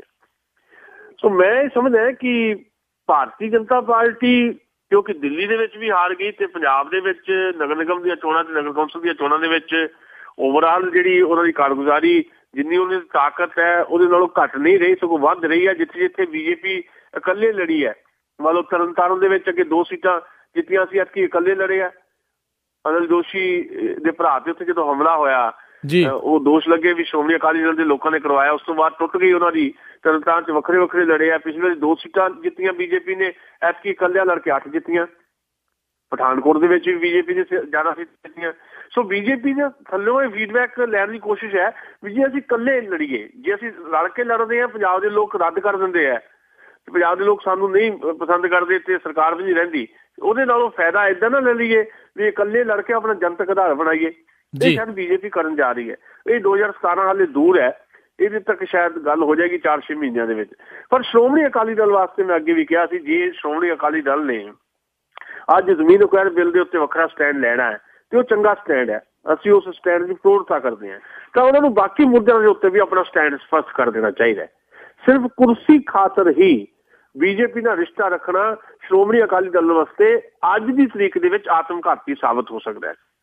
ਅੱਜ ਮੌਕਾ ਹੈ ਕਿ ਸ਼੍ਰੋਮਣੀ ਅਕਾਲੀ ਦਲ ਇਹ ਤੈਅ ਕਰੇ ਕਿ ਚੰਡੀਗੜ੍ਹ ਦੇ ਉੱਤੇ ਉਹਦੀ ਕੀ ਪੋਜੀਸ਼ਨ ਹੈ, ਜਾਂ ਪੰਜਾਬੀ ਬੋਲਦੇ ਇਲਾਕਿਆਂ ਵਾਸਤੇ ਉਹਨੇ ਲੜਾਈ ਕਿਵੇਂ ਲੜਨੀ ਹੈ, ਤੇ BJP ਦੀ ਕੀ ਪੋਜੀਸ਼ਨ ਹੈ, ਜਾਂ ਸੂਬਿਆਂ ਨੂੰ ਵਧੇਰੇ ਅਧਿਕਾਰ ਦੇਣ ਦੀ ਜਿਹੜੀ ਸ਼੍ਰੋਮਣੀ ਅਕਾਲੀ ਦਲ ਦੀ ਸ਼ੁਰੂ ਤੋਂ ਪਰੰਪਰਾ ਰਹੀ ਹੈ, ਜਾਂ ਉਹ ਲੜਾਈ ਲੜਦੇ ਰਹੇ ਹੈ, ਤੇ BJP ਕੀ ਸੋਚਦੀ ਹੈ। BJP ਸਾਰੀਆਂ ਤਾਕਤਾਂ ਕੇਂਦਰ ਕੋਲ ਰੱਖਣ ਦੇ ਹੱਕ 'ਚ ਹੈ। ਸੋ ਅਲਟੀਮੇਟਲੀ ਆਹ ਮੌਕਾ ਸ਼੍ਰੋਮਣੀ ਅਕਾਲੀ ਦਲ ਕੋ ਹੈ। ਇਸ ਮੌਕੇ ਨੂੰ ਅਵੇਲ ਜੇ ਸ਼੍ਰੋਮਣੀ ਅਕਾਲੀ ਦਲ ਕਰੇਗਾ ਤਾਂ ਲਾਜ਼ਮੀ ਤੌਰ ਦੇ ਉੱਤੇ ਉਹਦੀ ਥੋੜ੍ਹੀ ਬਹੁਤ ਪੱਤ ਪੰਜਾਬ ਦੇ ਵਿੱਚ ਬਚ ਸਕਦੀ ਆਉਣ ਵਾਲੇ ਸਮੇਂ ਦੇ ਵਿੱਚ, ਨਹੀਂ ਤਾਂ ਆਉਣ ਵਾਲਾ ਸਮਾਂ ਸ਼੍ਰੋਮਣੀ ਅਕਾਲੀ ਦਲ ਵਾਸਤੇ ਬਹੁਤ ਔਖਾ ਸਮਾਂ ਹੈ। ਜੀ ਜੀ ਜੀ ਜੀ ਤੇ ਅਗਲੀ ਜਿਹੜੀ ਆਪਾਂ ਗੱਲ ਕਰਦੇ ਹਾਂ, ਬਜਟ ਜਿਹੜਾ ਹੁਣੇ ਪਿਛਲੇ ਦਿਨਾਂ ਦੇ ਵਿੱਚ ਸਾਰਿਆਂ ਦੇ ਸਾਹਮਣੇ ਆਇਆ, ਤੁਸੀਂ ਕਿਸ ਤਰੀਕੇ ਨਾਲ ਦੇਖਦੇ ਹੋ ਇਸ ਪੂਰੇ ਬਜਟ ਨੂੰ? ਦੇਖੋ, ਮੈਂ ਇਹ 'ਚ 2 ਹੀ ਗੱਲਾਂ ਕਰਦੀਆਂ ਬੜੀਆਂ ਬਰੀਫ ਜਿਹੀਆਂ। ਨੰਬਰ 1 ਤਾਂ ਜਿਹੜੇ ਦਾਅਵੇ ਵਾਅਦੇ ਅੱਛੇ ਦਿਨ ਆਉਣ ਦੇ ਕੀਤੇ ਸੀ ਮੋਦੀ ਸਾਹਿਬ ਨੇ, ਉਹ ਸਾਰੇ ਖੁਰ ਗਏ ਨੇ, ਕੁਝ ਨਹੀਂ ਹੈ ਜੀ। ਇਹ ਬਜਟ ਦੇ ਵਿੱਚੋਂ ਭਾਰਤ ਦੀ 80% ਜਨਤਾ ਵਾਸਤੇ ਕੁਝ ਨਹੀਂ ਹੈ। ਇਹ ਬਜਟ ਭਾਰਤ ਦਾ ਨਹੀਂ ਹੈ, ਇਹ ਬਜਟ ਇੰਡੀਆ ਦਾ ਹੈ। ਜੀ ਜੀ ਜੀ ਕਿਉਂਕਿ ਜਿਹੜਾ ਕਾਰਪੋਰੇਟ ਟੈਕਸ ਹੈ ਉਹ ਤਾਂ 30% ਤੋਂ ਘਟਾ ਕੇ 25% ਕਰਤਾ, 5% ਕਾਰਪੋਰੇਟ ਟੈਕਸ ਘਟਾਤਾ। ਕਿਹਨੂੰ ਫਾਇਦਾ? ਇੰਡੀਆ ਨੂੰ। ਜਿਹੜੇ ਲੋਕ ਇੰਡੀਆ ਨੂੰ ਰਿਪਰੈਜ਼ੈਂਟ ਕਰਦੇ ਹੈ, ਜਿਹੜੇ ਵੱਡੇ ਉਦਯੋਗਿਕ ਘਰਾਣੇ ਹੈ ਜਿਨ੍ਹਾਂ ਨੂੰ ਕਿਸੇ ਰਿਆਇਤ ਦੀ ਲੋੜ ਨਹੀਂ, ਉਹਨਾਂ ਨੂੰ 5% ਟੈਕਸ ਘਟਾਤਾ। ਸਾਡਾ ਜਿਹੜਾ ਸਰਵਿਸ ਟੈਕਸ ਹੈ ਉਹ ਸਿੱਧਾ ਵਧਾ ਦਿੱਤਾ। 40,000 ਕਰੋੜ ਰੁਪਏ ਨਵੇਂ ਜਿਹੜਾ ਸਰਵਿਸ ਟੈਕਸ ਵਧਾਇਆ ਗਿਆ, 2% ਕਰ ਦਿੱਤਾ ਗਿਆ, ਉਹ 40,000 ਕਰੋੜ ਰੁਪਏ ਇਕੱਠੇ ਕਰਦੇ ਸਾਡੀਆਂ ਜੇਬਾਂ ਚੋਂ। ਸੋ ਇਹ ਬਜਟ ਜਿਹੜਾ ਆ, ਜੇ 2 ਸ਼ਬਦਾਂ 'ਚ ਗੱਲ ਕਰਨੀ ਹੋਵੇ, ਇਹ ਬਜਟ ਭਾਰਤ ਦਾ ਜਿਹੜਾ ਚੱਪਲਾਂ ਵਾਲਾ ਭਾਰਤ ਹੈ, ਜਿਹਦੇ ਪੈਰਾਂ 'ਚ ਚੱਪਲਾਂ ਵੀ ਨਹੀਂ ਕਈ ਥਾਵਾਂ ਤੇ, ਜਿਹੜੇ ਤਨ ਤੇ ਲੀਰਾਂ ਆ, ਕਈ ਥਾਵਾਂ ਤੇ ਲੀਰਾਂ ਵੀ ਹੈ ਜੀ, ਜੰਗਲਾਂ ਦੇ ਵਿੱਚ ਜਿਹੜੇ ਦਰਖਤ ਆ ਉਹਨਾਂ ਦੇ ਪੱਤੇ ਲਾ ਕੇ ਜਿਸਮ ਆਪਣੇ ਢਕੇ ਜਾਂਦੇ ਆ। ਇਹ ਬਜਟ ਉਹਨਾਂ ਦਾ ਨਹੀਂ ਹੈ, ਇਹ ਬਜਟ ਉਹਨਾਂ ਦੇ ਖਿਲਾਫ ਹੈ। ਇਹ ਬਜਟ ਜਿਹੜੀ 5700 ਕਰੋੜ ਰੁਪਏ ਲਾ ਕੇ ਅਨਿਲ ਤੇ ਮੁਕੇਸ਼ ਅੰਬਾਨੀ ਨੇ ਜਿਹੜੇ ਬੰਬੇ ਦੇ ਵਿੱਚ ਇੱਕ ਘਰ ਬਣਾਏ ਹੋਏ, ਜਿਹੜੇ ਜਿੱਥੇ 700 ਕਮਰੇ ਹੈ, ਜਿਹਦੇ ਵਿੱਚੋਂ 600 ਕਮਰੇ ਜਿਹੜੇ ਆ ਉਹ ਸਿਰਫ ਨੌਕਰਾਂ ਵਾਸਤੇ ਹੈ, ਇਹ ਬਜਟ ਉਹਨਾਂ ਦਾ ਹੈ ਜੀ। ਸੋ ਇਹ ਬਜਟ ਸਿੱਧੇ ਤੌਰ ਦੇ ਉੱਤੇ ਲੋਕਾਂ ਨੂੰ ਧੋਖਾ ਦੇਣ ਵਾਲਾ ਹੈ ਤੇ ਇਸ ਬਜਟ ਦੇ ਪਟਾਰੇ ਦੇ ਵਿੱਚੋਂ ਲੋਕਾਂ ਵਾਸਤੇ ਕੁਝ ਨਹੀਂ ਹੈ। ਇਹ ਗੱਲ ਮੰਨ ਲੈਣੀ ਚਾਹੀਦੀ। ਆਉਣ ਵਾਲੇ ਸਮੇਂ ਦੇ ਵਿੱਚ ਮਹਿੰਗਾਈ ਬਹੁਤ ਤੇਜ਼ੀ ਨਾਲ ਵਧੇਗੀ। ਦੂਜੀ ਗੱਲ ਪੰਜਾਬ ਦੇ ਹਵਾਲੇ ਨਾਲ ਮੈਂ ਕਰਨੀ ਚਾਹੁੰਦਾ, ਪੰਜਾਬ ਨੂੰ ਇਹ ਕਿਹਾ ਗਿਆ ਕਿ ਪੰਜਾਬ ਵਾਸਤੇ ਜੀ ਦੇਖੋ ਜੀ ਅਸੀਂ ਬੜਾ ਕੁਝ ਕਰਨ ਲੱਗੇ ਹਾਂ। ਅਸੀਂ ਆਲ ਇੰਡੀਆ ਮੈਡੀਕਲ ਸਾਇੰਸਿਸ ਦੇ ਨਾਂ ਦੇ ਉਸ ਤਰ੍ਹਾਂ ਦਾ ਇੱਕ ਹਸਪਤਾਲ ਪੰਜਾਬ ਨੂੰ ਦੇਣਾ, ਇੱਕ ਬਾਗਵਾਨੀ ਇੰਸਟੀਚਿਊਟ ਦੇਣਾ ਹੈ, ਕਹਿੰਦੇ ਦੇਣਾ ਹੈ। ਅੱਛਾ ਦੇਣਾ ਕਿਹੜਾ? ਕਹਿੰਦੇ ਵੀ ਉਹ ਕਹਿੰਦੇ ਏਮਸ ਜਿਹੜਾ ਹੈ ਨਾ, ਏਮਸ ਦੀ ਤਰਜ਼ ਤੇ ਅਸੀਂ ਕਪੂਰਥਲੇ ਲਿਆਵਾਂਗੇ ਤੇ ਬੀਬੀ ਹਰਸਿਮਰਤ ਕੌਰ ਬੋਲ ਪਈ ਕਪੂਰਥਲੇ ਨਹੀਂ, ਇਹ ਤਾਂ ਬਠਿੰਡੇ ਲੱਗੂਗਾ। ਯਾਨੀ ਸਾਰਾ ਕੁਝ ਬਠਿੰਡੇ ਲੈ ਕੇ ਜਾਣਾ, ਬਠਿੰਡੇ ਤੋਂ ਅੱਗੇ ਬਾਦਲ ਪਿੰਡ 'ਚ ਲੈ ਕੇ ਜਾਣਾ। ਅਸਲ ਗੱਲ ਇਹ ਹੈ ਵੀ ਇਹ ਜਿਹੜੇ ਹਸਪੀਟਲ ਜਾਂ ਇੱਕ ਬਾਗਵਾਨੀ ਇੰਸਟੀਚਿਊਟ ਦੇਣ ਦੀ ਗੱਲ ਕੀਤੀ ਗਈ ਹੈ, ਅੱਜ ਤੋਂ 7-8 ਮਹੀਨੇ ਪਹਿਲਾਂ ਹੀ ਜਿਹੜਾ ਇੱਕ ਕੁਝ ਸਮੇਂ ਦਾ ਬਜਟ ਪੇਸ਼ ਕੀਤਾ ਸੀ ਇਸੇ ਸਰਕਾਰ ਨੇ, ਉਸ ਬਜਟ ਦੇ ਵਿੱਚ ਵੀ ਬਕਾਇਦਾ ਇਹ ਗੱਲ ਕਹੀ ਗਈ ਸੀ ਵੀ ਅਸੀਂ IIT ਦੇਣੀ ਪੰਜਾਬ ਨੂੰ। 8 ਮਹੀਨੇ ਹੋ ਗਏ, ਉਹ IIT ਲਈ ਜਗ੍ਹਾ ਹੀ ਨਹੀਂ ਪੰਜਾਬ ਗੌਰਮੈਂਟ ਲੱਭ ਸਕੀ ਜੀ। ਤੇ ਇਹ ਮਸਲਾ ਇਹ ਖੜਾ ਹੋਣਾ ਆ ਆਲ ਇੰਡੀਆ ਮੈਡੀਕਲ ਸਾਇੰਸਿਸ ਦੀ ਤਰਫ ਤੋਂ ਹਸਪੀਟਲ ਤੇ ਬਾਗਵਾਨੀ ਇੰਸਟੀਚਿਊਟ ਵਾਸਤੇ। ਅੱਛਾ ਖੋਇਆ ਕੀ ਹੈ? ਖੋਇਆ ਦੱਸਦਾ ਮੈਂ ਤੁਹਾਨੂੰ ਕੀ ਹੈ। ਜਿਹੜਾ ਸਭ ਤੋਂ ਜ਼ਿਆਦਾ ਜਿਹੜਾ ਇੰਪੋਰਟੈਂਟ ਗੱਲ ਹੈ ਉਹ ਇਹ ਹੈ ਵੀ ਜਿਹੜਾ ਸੈਂਟਰ ਗੌਰਮੈਂਟ ਨੇ 25 ਫਰਵਰੀ ਨੂੰ ਸਿੱਧੇ ਟੈਕਸਾਂ ਦੇ ਵਿੱਚ ਸੂਬਿਆਂ ਦੇ ਹਿੱਸੇ ਨੂੰ 32% ਤੋਂ ਵਧਾ ਕੇ 42% ਕਰ ਦਿੱਤਾ ਸੀ। ਪੇਸ਼ ਇਹ ਕੀਤਾ, ਲਓ ਜੀ ਸੂਬਿਆਂ ਤੋਂ ਵਾਧੂ ਫਾਇਦਾ ਹੋਣਾ ਕੀ ਹੈ? ਉਹਦੇ ਨਾਲ ਕੁਝ ਪਲਾਨਿੰਗ ਜਿਹੜੀਆਂ ਸੈਂਟਰ ਗੌਰਮੈਂਟ ਦੀਆਂ ਯੋਜਨਾਵਾਂ ਆ, ਸਕੀਮਾਂ, ਉਹ ਬੰਦ ਹੋਣੀਆਂ, ਜਿਹਦੇ 'ਚ ਸੂਬਿਆਂ ਨੂੰ ਫੰਡ ਮਿਲਦਾ ਸੀ। ਹੁਣ ਜਿਹੜੀਆਂ 12 ਯੋਜਨਾਵਾਂ ਦਾ ਫੰਡ ਕਰਨ ਦਾ ਐਲਾਨ ਕਰ ਦਿੱਤਾ ਅਰੁਣ ਜੇਤਲੀ ਨੇ, 12 ਸਕੀਮਾਂ ਲਈ ਜਿਹੜੀਆਂ ਸਟੇਟਾਂ ਨੂੰ ਫੰਡ ਦਿੱਤਾ ਜਾਂਦਾ ਉਹ ਬੰਦ ਕਰ ਦਿੱਤਾ ਅਰੁਣ ਜੇਤਲੀ ਨੇ ਨਵੇਂ ਬਜਟ ਦੇ ਵਿੱਚ। ਉਹ 12 ਸਕੀਮਾਂ ਦੇ ਵਿੱਚੋਂ 9 ਸਕੀਮਾਂ ਪੰਜਾਬ 'ਚ ਚੱਲਦੀਆਂ। ਇਹਦੇ 'ਚ ਸੁਖਬੀਰ ਬਾਦਲ ਦੀ ਫੇਵਰੇਟ ਕਿਸਮ ਦੀ ਇੱਕ ਹੈਗੀ ਆ ਗਵਰਨੈਂਸ ਰਿਫਾਰਮ ਪ੍ਰੋਜੈਕਟ, ਇਹ ਵੀ ਸ਼ਾਮਲ ਹੈ। ਬਾਕੀ ਸਕੀਮਾਂ ਕਿਹੜੀਆਂ? ਨੈਸ਼ਨਲ ਈ ਗਵਰਨੈਂਸ ਹੈ, ਇਹਦੇ 50 ਕਰੋੜ ਰੁਪਏ ਸੈਂਟਰ ਤੋਂ ਆਉਂਦੇ ਸੀ। ਮਾਡਰਨਾਈਜੇਸ਼ਨ ਆਫ ਪੁਲਿਸ ਹੈ, 60 ਕਰੋੜ ਰੁਪਏ ਇਹਦੇ ਸੈਂਟਰ ਤੋਂ ਆਉਂਦੇ ਸੀ। ਬੈਕਵਰਡ ਏਰੀਆ ਰਿਲੀਫ ਗ੍ਰਾਂਟ ਲਈ 50 ਕਰੋੜ ਰੁਪਏ ਆਉਂਦੇ ਸੀ। ਸਪੈਸ਼ਲ ਸੈਂਟਰ ਅਸਿਸਟੈਂਸ ਵਾਸਤੇ 275 ਕਰੋੜ ਰੁਪਏ ਮਿਲਦੇ ਸੀ। 5 ਹੋਰ ਛੋਟੀਆਂ ਯੋਜਨਾਵਾਂ ਆ ਜਿਹਦੇ 'ਚ 10 ਤੋਂ ਲੈ ਕੇ 20 ਕਰੋੜ ਰੁਪਏ ਸੈਂਟਰ ਗਵਰਨਮੈਂਟ ਦਿੰਦਾ ਸੀ। ਉਹ ਸਾਰੀਆਂ ਸਕੀਮਾਂ ਬੰਦ ਤੇ ਪੰਜਾਬ ਦਾ ਜਿਹੜਾ 700 ਕਰੋੜ ਰੁਪਏ ਦਾ ਨੁਕਸਾਨ ਕਰ ਦਿੱਤਾ। ਦੇਣਾ ਕੀ ਹੈ? ਦਿੱਤਾ ਕੁਛ ਨਹੀਂ, ਉਹ ਲਫਾਜ਼ੀ ਹੈ, ਉਹ ਸਿਰਫ ਵਾਅਦੇ ਹੈ। ਵਾਅਦੇ ਜਿਹੜੇ ਹਮੇਸ਼ਾ ਲਾਰੇ ਬਣਦੇ ਆ ਅੱਜ ਦੀ ਸਿਆਸਤ ਦੇ ਵਿੱਚ। ਇਹ ਸਿਚੁਏਸ਼ਨ ਹੈ ਸਾਡੀ ਇਸ ਬਜਟ ਦੀ। ਜੀ ਤਾਂ ਸਰੋਤਿਓ, ਇਹ ਸੀਗੀਆਂ ਸਾਡੀਆਂ ਅੱਜ ਦੀਆਂ ਕੁਝ ਖਬਰਾਂ ਜਿਨ੍ਹਾਂ ਦੇ ਉੱਤੇ ਆਪਾਂ ਗੱਲਬਾਤ ਕੀਤੀ। ਪਿੱਛੇ ਕੀ ਛਿਪਿਆ ਆ, ਸੁਸ਼ੀਲ ਦੋਸਾਂਝ ਹੋਣਾ ਦੇ ਨਾਲ ਆਪਾਂ ਇਹ ਵਿਚਾਰ ਕਰ ਰਹੇ ਸੀਗੇ। ਤੇ ਸੁਸ਼ੀਲ ਜੀ, ਤੁਹਾਡਾ ਅਸੀਂ ਬਹੁਤ ਬਹੁਤ ਧੰਨਵਾਦ ਕਰਦੇ ਹਾਂ। ਅਗਲੇ ਬੁਲੇਟਿਨ ਤੱਕ ਲਈ ਆਪ ਸਾਰੇ ਹੀ ਸਰੋਤਿਆਂ ਤੋਂ ਹੁਣ ਇਜਾਜ਼ਤ ਮੰਗਦੇ ਹਾਂ। ਮੇਰੇ ਵੱਲੋਂ ਵੀ ਆਪ ਜੀ ਨੂੰ ਸਤਿ ਸ਼੍ਰੀ ਅਕਾਲ ਤੇ ਧੰਨਵਾਦ ਸੁਸ਼ੀਲ ਜੀ ਤੁਹਾਡਾ। ਬਹੁਤ ਮਿਹਰਬਾਨੀ ਰਾਜਕਰਨ ਜੀ, ਤੇ ਸਾਡੇ ਸਾਰੇ ਪੰਜਾਬੀ ਰੇਡੀਓ USA ਦੇ ਸਰੋਤਿਆਂ ਲਈ ਦਾ ਬਹੁਤ ਬਹੁਤ ਸ਼ੁਕਰੀਆ। ਦੁਨੀਆ ਭਰ ਦੇ ਵਿੱਚ ਜਿਹੜੇ ਸਾਨੂੰ ਦੋਸਤ ਸੁਣਦੇ ਆ, ਰੇਡੀਓ ਤੇ ਵੀ, ਬਾਅਦ ਵਿੱਚ ਵੀ YouTube ਤੇ ਵੀ, ਤੇ ਵੱਖ-ਵੱਖ ਸਾਈਟਸ ਤੇ ਵੀ, ਤੁਸੀਂ ਉਹ ਸਾਡੀ ਅਸਲੀ ਤਾਕਤ, ਕਿਉਂਕਿ ਤੁਸੀਂ ਸੁਣਦੇ ਹੋ, ਤੁਹਾਡੇ ਸੁਝਾਅ ਲਗਾਤਾਰ ਸਾਨੂੰ ਆਉਂਦੇ ਆ।